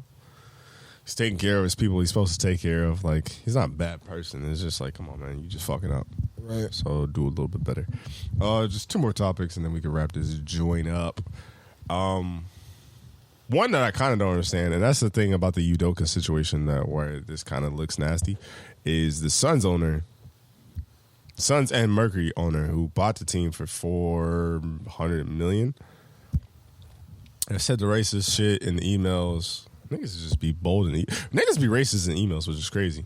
But why would you be racist and you're an owner? He did the sexual harassment. Just got a lot of files, and they backing this nigga up. But they want him to sell the Sun and the Mercury, which because he's already suspended for a year, and they said if he doesn't sell them, that PayPal, who's on the jerseys, and a whole bunch of other sponsors said they're gonna like not fund the Suns and all that stuff. My only thing is like, I feel like y'all should just let him keep the business and then not fund it. So then he gets to the point where he sells it, but he can't sell it for the value that the Suns are at now. The Suns are a good team. Mercury are probably one of the more recognizable teams in the WNBA. I heard the market value is like $1 billion or some shit like that. So it's like, nigga, you want him to sell two teams after he was being racist and a piece of shit misogynistic scumbag and get $1 billion off that? Like, I'm like, hold on. I get we want to pack this nigga up. We already suspended him for a year, and then you gave Ime Udoka the same suspension, which kind of looks crazy. And then y'all want him to sell the team to where he could up it for what he bought the team for. That's why I'm like, hold on. Let's think this through, man. Like, there's got to be other ways to hurt his pocket. Because if you give me $1 billion, I'll disappear from the face of the fucking earth. I'm good. I'm out. So I'm just like, you won't hear a thing from a nigga, man. So I'm like, yo, and he racist. So it's like we want to racist gonna be a racist. So we want to say fuck him, but we're gonna give him $1 billion. I'm like, hold on, let's think about it. Like, granted, the Suns, if they keep being like good and they have recordable stars like DeAndre Ayton and Devin Booker, and say they win some chips or some shit, they could be a team that gets over more than $1 billion, because I think the Cowboys and shit like that are like worth $6 billion or something. Like, they didn't get to a point where it's just like, hey, I don't know about this one. Your thoughts and opinions? Right.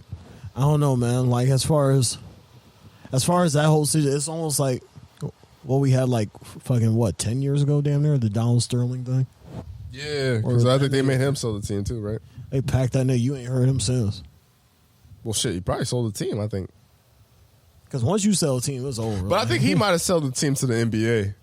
Because I don't think they had an owner until they got an owner or some shit like that. That's the best thing to do if you're going to get packed out like that. So I guess if they sell it back to the NBA and then somebody else buys it for more, I guess I could see that. But that's crazy. But yeah, man, I just never got the fact of why would you, if you're an owner of a professional sports team, caliber of, the Clippers or a Phoenix Suns, why, if you're going to be a racist or you're going to be anything of that nature, then I would just let yourself be. Honestly, just let yourself be. You feel me? Just like, I don't want to know. I don't want to know that if I'm on the team, I don't want to know that nigga's a racist. Yeah, because it changed. Like I said, like kind of like I was saying with the cheating thing, it changed every dynamic. I feel like I can't. Wholeheartedly. I feel like I can't have an honest conversation with you, like a life conversation, like a deep conversation, just even a bullshit conversation. I'd rather you be racist and not fuck with me than you be out racist and all this shit come out. Yeah. You know what I mean? You losing every fucking thing. Yeah, especially if I'm like defending you in a sense. Because like, what's crazy is like this nigga's racist, but he changed the niggas' lives. What do you think about it? Yeah, like he making DeAndre Ayton like a millionaire, like I think $100 million or something, or maybe even more, because they matched the contract that the Pacers were going to give him. So I don't know how much that was, but like they gave him millions of money. Devin Booker, they gave him millions of money. Chris Paul, and these are like Chris Paul's like a leader in the NBA Players Association. Like, so it's like, nigga, what the fuck? But at the same time, these are older white men who, trade stocks and hung out with white men and probably weren't even in these communities till they decided they wanted to buy a basketball team. So, shit, they could have been racist for a long, long time. Yeah, and we don't know that, man. We don't know. We really don't know who these owners come out, what type of people that they are, and what type of family they come out of. Think about you don't really know the owners of anything. Like, you might know the face, but you don't really know who's really the head honchos on top of a lot of these companies, like the Spotifys, the Apples, all these companies. All these companies is really getting money. You don't know what they look like. No, they give a fuck about you. No, nothing at all. And that's what's crazy. And I feel like that's the thing is like the interesting, like, because it's even like if you take rap. The rappers get the money and they're the most known people, but like even like Atlantic or a Columbia or all these other record labels, like they're gonna have multiple artists, and you might not know the owner. Like even Drake said, like, I just show up to the label and they pay a nigga. You don't know who pay him, right? I feel like that's important to know, because you want that dynamic. Because I want to know that this nigga's not a piece of shit that's representing me, and I'm representing them, they're representing me. So I got to know that. Because I don't. That's the weird dynamic too. Because like, I don't know, man. Because if you don't fuck with the owner that much anyway, and you're not talking to him, then that dynamic don't really have to change. Because you don't really know anything about him anyway. Like, you're not going to dinner with this nigga. You're not having social events with this nigga. Because that's what I was just about to ask you. Is like, say like the owner of your company, of your job, say he come out, he is super racist. Like this nigga, like yo, I hate niggas named Tyler. Like I just can't stand him. Damn, why they even? But I mean, just saying, like for the extreme example, whole ass nigga, why they got? Like, I'd be mad. I'd be pressed as hell. like, but you probably still. I mean, if we being honest from a life standpoint, not from the right thing standpoint, you probably might still work at that company. I guess have to get this money. Yeah, because it's like, what can you do? And a lot of people were put in those situations, and I think that's why the owner kind of was able to walk over people because he was the boss. Who the fuck gonna say something to the boss? When that nigga get you packed out before you can even file a report, he can get y'all all packed out and get all new niggas rehired. So what happened? And that's just like, gotta play devil's advocate at least a little bit. and that's what's scary. Is just like. It's a good thing that like social media is kind of a thing and like people are able to prove things and record things, but like niggas could really run shit like a dictator if they really wanted to, and you never know. Yeah, And you don't even know what these people look like because it might just be a random racist to you. You fuck around, figure out, oh, that's the owner of 3 different companies and blah blah blah, and he got stock in this, and you're like, what the fuck? This nigga's a billionaire. And like that's so he a billionaire racist. And some of them are. You know.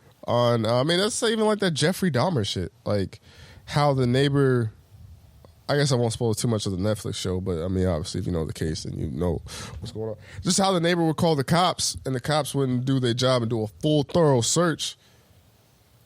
They just was like, oh, this is a random, regular white guy.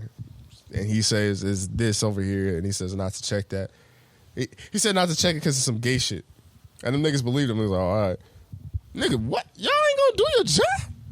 And that's what's scary. Like, there's some scary times where niggas just don't do full, thorough checks or just fully do their shit. Or just believe a nigga off a look, off of appearance, or like, oh, he don't look scary. Let alone let that be a black guy. I mean, not even bring up race, but let that be something else. Somebody else they're gonna check thoroughly as fuck. Impress a nigga. It's like, come on, man. Like, that shit's scary. And somebody had a point, too. And, like, I know I didn't do it when I had my other apartment, but my other apartment was kind of outside. I think if I'm, like, going to get an apartment like this, kind of how you are, I think I'm going to try to do my check where I, like, check in with my neighbors. Because it's like, realistically, you don't know what none of these niggas around us got in their walls or what they do. Exactly. I at least want to check. I always wanted to check from the standpoint of like, yo, hey, I'm your neighbor. If I'm too loud, please take my number, text me, or even knock on my door. Like, hey, you too loud, chill out, bro. And I'll fix it versus you complaining to the owners. Yeah, come to me first. Yeah. You know? And then I would want that rapport just because same thing with my neighbors. If they too loud, I'd be like, yo, you look loud. And then I could like maybe help them besides the other neighbor because the other neighbor could be a hater or some shit. I don't know. Some different dynamic like that. But that's what's scary is like most people don't do that. Like you don't know who these niggas are. Like every time after I leave the pod, I'll be checking. I hate when I see a nigga walking near me. And I mean nigga as in person. I don't mean nigga as in, like actual nigga. But I just hate when I see because I'm like I be tensing up because I just be like I don't know if this nigga try to try me. So especially like when I'm carrying like the podcast equipment. The world is crazy enough as it is, bro. It gets to snatching niggas up out of their car. Have you seen any of that Jeffrey Dahmer? I have, bro, and I've seen other Jeffrey Dahmer documentaries because you know I used to be you know I watch shit like that. Mm-hmm. You know, so like I already been knowing what type of vile, fucked up person he was. So it wasn't nothing for me to watch the actual like Netflix documentary or story. So. And that's, well, like, it's also scary, too, like, when you look at it from the dynamic of, like, because, like, I watch on Netflix, it's I'm a Killer. It's pretty interesting. I'm not going to lie, the way that they do it kind of makes you compartmentalize. Probably butchered that word, but I tried it. Compartmentalize. But, yeah, I knew. I just forgot the compart. But, it makes you like look at the aspect from the killer and like, oh, these are people that like kind of were like failed by life, or some of them be in situations to where they're getting abused and they just have no other option but to kill and defend themselves so they could live and like live a like life, but then they still get packed up and they still like are prison and they're prison for like 25 to life, shit like that. And just like with the Jeffrey Dahmer thing, like it was kind of like he was in this position to fail. But it's still like the signs are there where you're like, yo, this nigga is fucked up. Either gets this nigga help or pack this nigga up immediately. Like, bro, I don't give a fuck what nobody says. I ain't never collect roadkill as a hobby. What the fuck? Like, yo, you and your dad did that shit? Y'all would have packed both you niggas up. They lucky. See, that's why I'm not a cop, because niggas would just be in jail for me. Niggas got jokes, boy. Damn, that is fucked. Why would you... I'm already tired of it, man. And another thing that's scary too is like I think it's so weird that people make these people celebrities.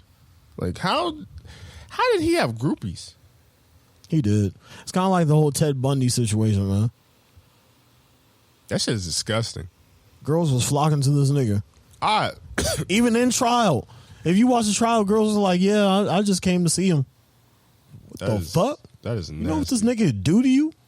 And you know how like Twitter is always talking about like, yo, Ted Bundy or Jeffrey Dahmer will have a field day with you niggas because how gullible y'all are, how y'all just be flying out to places to meet people. I'd be like, yo, it's crazy as hell. It's crazy. Check this out though. It's crazy as hell to say that, but there's some truth. You know, because. Yeah. I mean, niggas was wilding back then. Would you, bro, has black men. I would hate to have lived in like that serial killer era where there was like Ted Bundy's around, there was like Jeffrey Dahmer's around, there was fucking Charles Manson around. Like anything in the 60s. Charles Manson ain't really kill nobody. He didn't. Technically. But that nigga guilty as fuck. He should still be in prison. Like, that nigga. Well, that nigga's dead now, so. Well, yeah. Still throw that nigga under the prison. But yeah. And you know what I figured out is that for a serial killer, you have to let days in between to be considered a serial killer. So you wouldn't be a serial killer if you went and killed like say 3 people in 3 days. You would be a serial killer if you killed 3 people in like 3 months. There's a grind to it. Crazy as hell, man. Why'd you say that shit? Because that just made me remind me of 2K. Like this nigga said, got a Hall of Fame grind back. Some VC to it. Crazy as hell, man. Nigga had a Gatorade pack to it. Oh my god, that's crazy. Yeah, because I guess there's not like the Zodiac Killer. There's none of that. Like niggas be working all their life to be fucked up, then end up in the jail cell. I guess there's or none of death. I guess there's none of that now, just because like of social media. I just yeah. There's a lot of eyes now, man. God, I wouldn't want to go out to serial killer. That shit would be sad. That would really be sad. Just if a nigga just packed me up just because he was a serial killer.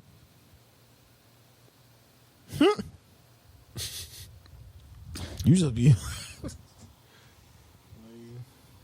Because I'm trying to think, right? Like if like the Zodiac Killer had a theme, Ted Bundy had a theme, like he obviously went after gay, Charles Manson had a cult, shit like that. I'm trying to think of like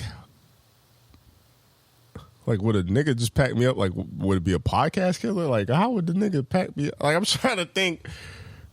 I don't fuck with any 2 niggas that would make podcasts. Call that nigga 2.5 Man Killer or some right, shit. Y'all got a podcast? How many people crazy on ass shit on there, 2? man. 2 guys? Yo, come here real quick. Yeah, let me be a guest, but y'all come to my basement. Niggas, it's stinking. Yo, and then this nigga, Jeffrey Dahmer make me never want to try other niggas cooking again. If I don't physically see you cook that shit, nigga, imagine handing a nigga dead body. Bro, I would haunt this nigga. Talking about some steak, bro. I would have had to put that nigga together, boy. I would have had to get him together. You hear me? Yo, nigga said, "Oh, it went bad." What? Nigga, because it was a human. What the fuck are we talking about? I would have had to get that nigga together. You hear me? Talking about something. Yeah, you come over for dinner tonight. You know. What you talking about? He looked like he had no riz too. Like he didn't even really game up, dude. I technically, so I knew about Jeffrey Dahmer. I've seen some YouTube videos about it, and then I started to watch the first episode. I got the ick. I'm not gonna lie. I just felt hella uncomfortable. I'm like, knowing what this nigga gonna do. I don't even know if they show niggas getting packed up. I kind of hope they don't, but I think it's like mature rating. So I'm sure they probably. I mean, you seen it, right? Yeah, I've been watching it. And so he packing niggas up, like he actually killing niggas, and you see it. Or is it like his? It's like one of those things where they knock them out, and then you just hear them. You hear it, and then like you see the body and stuff like that. So like it's one of those like cut scene and then black out and then gotcha. Yeah, one of those. I guess I'll watch it then, because I was watching the first episode, and then I got to the part where he invited dude over for $50 to take the picture, and I'm like, I'm getting the ick. I feel uncomfortable, so I stopped watching it. That nigga was. You talking about the first episode? Yeah, where he invited. I think his name was Tracy or whatever. Yeah. That nigga was doing everything he can to get up out of there, and I don't blame him. Bro, I would have. Bro, I saw. Bro, this is the sign. But if it was niggas like us, if we were of homosexuality, and but we still had like the same attitude as this, bro, I'm walking that nigga down, boy. I'm getting out of that apartment. He's like, I want you to stay, bro. First of all, you're not gonna keep telling me I want you to stay. First of all, bro, this nigga said. I don't know if you said this verbatim, because obviously they don't know. And then like it's a reenactment of it or whatever. Nigga, if I want to go, I'm gonna go. If I want to go, I want to go. That's one. 2, it smelled like ass. That's 2. Right. 3, it looked weird, and the pictures were weird. The apartment looked grimy as hell, didn't it? That's 4. Bro, when he looked at the cup of beer and was like, what the fuck is this? And it's like, oh, it might be dish soap. And the nigga just had to, bro, as soon as this nigga, I'm not drinking that. It has dish soap in it. What the fuck got me? Nigga, I'm not drinking a soapy. What the fuck? Bro, I'm going to move, nigga. I'm getting the fuck up out of there. I mush the fuck. Nigga, get the fuck out my face. And I'm running out that bitch. Get away from me, bro. Get the fuck up out of here. I gotta watch it now. I just, curiosity killed the cat. I probably shouldn't say that, but I gotta watch it at this point. Stupid as hell. Any other opinions on that you want to add? Or I don't know, man. And also be careful. Be careful everywhere you go, because there's literally niggas like this. We hear about them every single fucking day. And just be careful of your surroundings, man. Know who to call. Know who to get a hold of. You know, if something don't look right, something don't feel right, then damn it, it's time to go. You feel me? Oh, also, yeah. It's a weird dynamic, right? Because it's like, it's a dynamic of, this is fascinating and interesting to know about this and learn about this and learn about this person. Not to celebrate this person, but it's a moment in history. I feel like you only grow in society if you know things in history. But I do feel bad for this woman, the neighbor. I feel bad for the victims' families. Of course. Just because you have to see this reenactment of it. And they have to live their life. So that they live their life and see the reenactment. Because mind you, Jeffrey Dahmer died like when we were born. Like he got killed. 90s. He got killed in prison in '94. So yeah. So yeah, like they got to live like 25 to 30 years of this shit. You know. And then what's also awkward is like that could be descendants of family members and stuff like that. And yeah, somebody could go up to them not knowing that their family, their like loved one was murdered by Jeffrey Dahmer, but come up to them like, "Yo, you see that Jeffrey Dahmer? That shit crazy." I'd be like, "Nigga, get the fuck up on my face, bro. That was my cousin or something like that." Yeah, so it sucks. It's interesting. Talking about I seen it. Nigga, get the fuck up out of here. It's interesting. Don't watch it and learn from it and just be like, that's crazy. But don't try to watch it and like, you know, y'all know what I'm trying to say. It's kind of a weird situation to put into perspective and things like that. But yeah, be careful. You never know. Trust your instinct. This shit is just scary, man. Shit is actually scary. Anyone that could think about doing that shit and muster up the courage to do that shit is fucking nuts. You gotta be a crazy motherfucker to be able to have the willpower, the mental willpower to be able to kill a person, stores them, decompose their bones and their flesh, hide it somewhere in your apartment, just like right next, and then just be okay with it. Like that'd be like me having a bucket right up in there, like a barrel up in there. And just living in the smell. And just living in that shit, bro. You a dirty ass nigga. Dirty as hell, boy. Not to highlight it, but deep. For lack of a better term, because excuse me, my English language is not that deep. Do you have like not a favorite, but like for lack of a better term, a favorite serial killer, or one that's like most interesting to you? It's crazy as hell. I'm sorry, I don't have a better fucking vernacular. Like, oh man, honestly, Charles Manson. Because to be able to the big ass swastika in his fucking forehead. To be able to, in that time in the 60s where it was mostly like, as far as like a lot of limitations were as far as like rebellious and stuff like that goes, and be able to take teenagers and kids from their homes and say, I could give you a better life. I could set you pretty much, give you freedom to live with me and around all these other kids that you sold the same dream to, and then you turned them into killers. That shit has always interested me in a way of like, just like, damn, that's pretty fucked up. Like, and honestly, you kind of don't hear about it nowadays in society, but like back in like 90s, it kind of caught back up again. Cause we had that one thing where like this church dude was like doing all this shit, like having a cult and then drinking like some type of juice and niggas was just dying. Oh yeah. Remember that shit? That shit was crazy as hell. But yeah, to be able to have, teenagers do that fucked up shit and you be able to live with yourself with that, because you in trouble too. You in jail too with them. And a couple of them followers died, by the way, like of old age or whatever the case may be, cancer or whatever the case may be. And yeah, rest in peace. Rest in peace. But yeah, man, that always interests me for the most part, because I don't know, it's crazy. It's kind of crazy power to have. It's crazy power to have, and it was the 60s too. It was like, so like you LSD, all that Woodstock shit, area. speed, Woodstock area, all that shit. So a lot of crazy shit was going on in people's heads, and they was doing that shit. Yo, like, I mean, obviously he was a racist, so he probably wouldn't have picked us. Cause, yeah. But that was funny. I don't even know if anyone caught that like this. But yeah, as soon as that nigga either tatted the swastika on his fucking forehead, He actually cut it into his forehead. oh god. It's not a tat. Well, as soon as that nigga did that, It's like a brand. or He soon, pretty much branded a swastika in his fucking forehead. as soon as that nigga did that, or as soon as that nigga tell me to kill somebody, I'm like, all right, nigga, I'm fuck with you. I'm out. I'm gonna just leave and go back home because this nigga wild.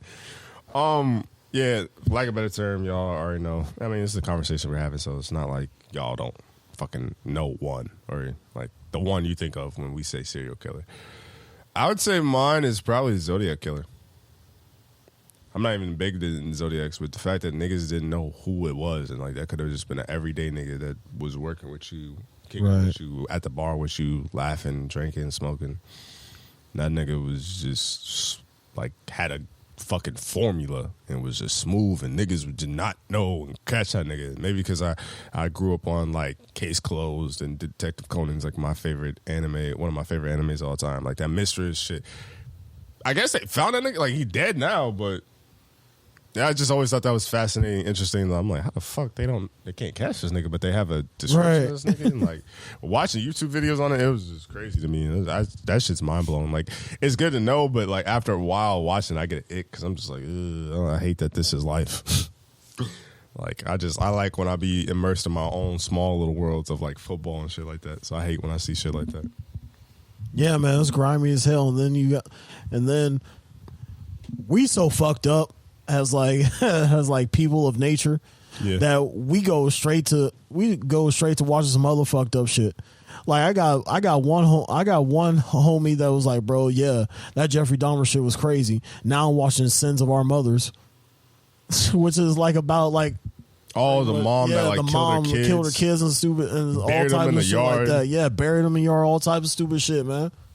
Thank God the siblings had a sense of like, no, I don't think my sister would play that long. Like, right. fuck she at? That shit's crazy. Yeah, man. We like fucked up shit, kind of. Which is why we keep bringing it up in American history. You keep seeing fucking Netflix specials about this shit. I think they're gonna. I have a gut feeling that they're probably gonna make like a Jeffrey Dahmer-esque type of thing for a dude that he's highlighted in the Jeffrey Dahmer thing because he got the lethal injection as the clown nigga.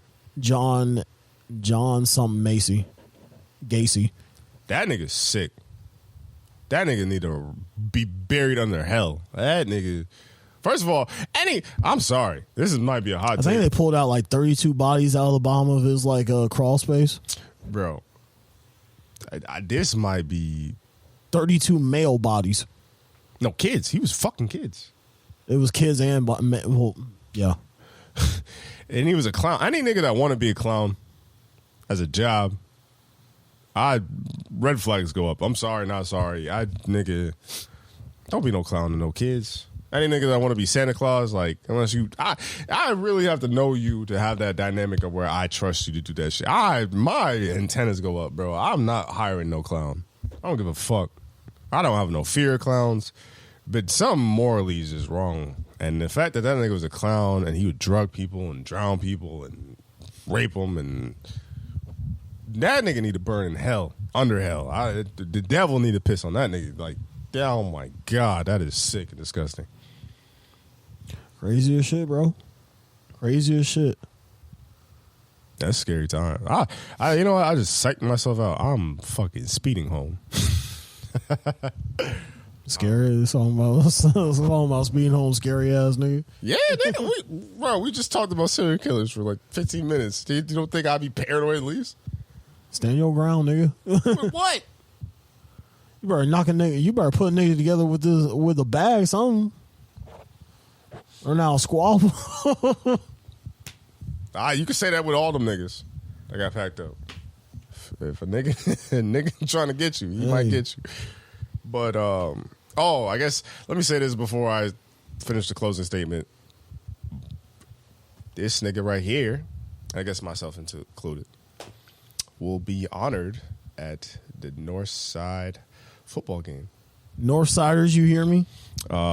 Friday. Don't know what we're doing yet. Hopefully they send an email soon so I at least have an idea what we're doing so I know for sure what time I could get there or whatnot. I think it's cool. It's going to be my first game actually coming back to North. Right, yeah, man. Going back to Grub, it's going to bring back some memories, boy. Haven't been since I played. I think Addie's doing a great job with them kids. Absolutely. Shout out to Addie, bro. They could do something that has never been done before. I don't think North's team has ever, as far as my knowledge is concerned, I don't think North's team ever beat all metro schools. So if they could do that, that'd be sick. And I think by that, they'll probably qualify for the playoffs. And granted, you know, there could always be an asterisk of them making a 5A and like all the big dogs moving up. But that's what I feel like North was. That was always our problem. Is like we just never had enough kids compete. Right. And now they're competing and they're doing their damn thing. They're sending the kids to D1 schools. So I love it. I hope Addie keep going. I hope you stay. I love seeing the generations come in, man. Mm-hmm. And I love hope it. that I don't know about a speech, but I hope I can get to talk to the kids and see where their head's at and see where their mind is. And I hope it motivates me to actually do something with my fucking life because I want to. And I want to be one of them old alums. Oh, back in my day, we was like, nah, I'm trying to do something where I can motivate y'all outside of football because football is always a small, minuscule of their life. But, you know, maybe you'll see us at the game. And if you do, maybe dap us up or something. I don't know. Yeah, man. Say what's up to us, man. Get you on a podcast or whatever. No, we can't get no high schoolers. I want to get Coach Addy. Coach Addy, yeah, that'd be a dub. Maybe not after this episode because we talk about serial killers and niggas doing fun. But that's an hour in. The analytics, like, they ain't going to get this far. But for your closing statement of... What if we get our jerseys? I doubt they do that. Because you got to think, they're in storage. You know they keep all our jerseys, right, in that one spot? I doubt they Even the old-ass ones? I doubt that. Because... we go back. Fuck, we're about 3 jerseys past. Yeah, That's what I'm saying. I doubt because they had a green. Because after us, they had Adidas. They had like Under Armour. They had a green. They had an alternative green joint, and now they got the ones that they have now. So we about 3 or 4 generational jerseys behind. Yeah, so I doubt they have jerseys for us, but that'd be cool. I mean, I'd take one. I don't get that number 10 and that 4. What are you talking about? I'd rather take a new jersey. I'd rather take 10s now. I think the new jerseys are Man, hard. that 4 fit me swell, boy. I hated that. I hated that white one. The white ones were tight as hell, boy. Damn near couldn't even get the pads off that motherfucker. Yeah. What is your closing statement for episode 101? I love you guys. Thank you for episode 101. Thank you for blessing us with your ears every single week, or we try to do every single week, man. We're going to keep the positive vibes going. We're going to keep bringing you content that you love from me and this man, Beheard. And we couldn't thank you enough for reaching this feat.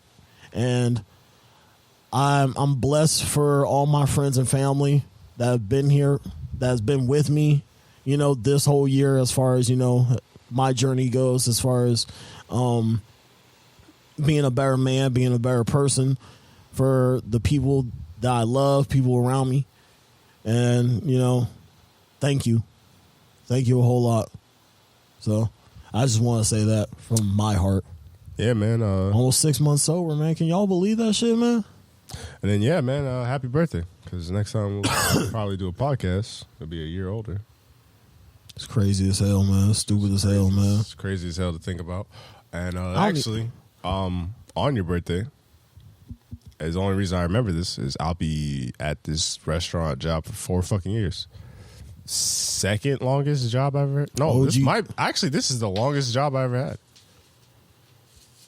Yeah, it'll be 4 years. Holy fucking shit. So be subscribed to the podcast wherever you get podcasts, rated 5 stars. Be sure to subscribe to anchor.fm/TylerBrianHour for as little as $1, $4, $9. I might get my shit pierced on my birthday. I might get this other ear pierced. At least the hoop up here. You feel me? That'd be different. That'd be different as hell. Ain't nobody rocking it like that. But hold on though. We actually have a new channel, official TylerBrianHour YouTube channel. I'm gonna be running the bitch. So it was like my 12th or 13th job. Got too many fucking jobs. But I'm going to try to upload, obviously, 1 episode of the podcast a day. A week. And then I'm going to try to upload 1 short. If I could do 1 episode, 1 short, maybe 2, depending on how we do.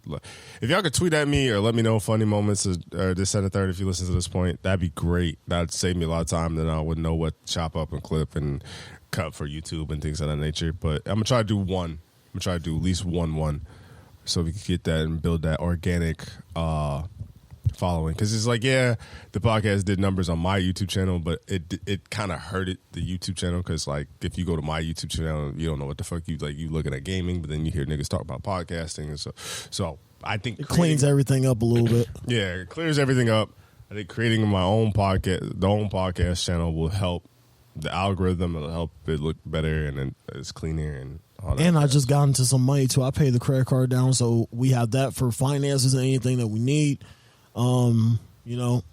Obviously it's not going to be no hesitation if Beheard comes with me and says, "Yo, we need this, we need that." So I need to keep that credit card down though. Yeah, because I fucked up the bank in Detroit. Yeah, I need to do the same thing actually, but yeah. That's it. Love you guys. Don't worry about me. I'll figure it out. I don't know. But love you guys. Till next time. We out. Bye.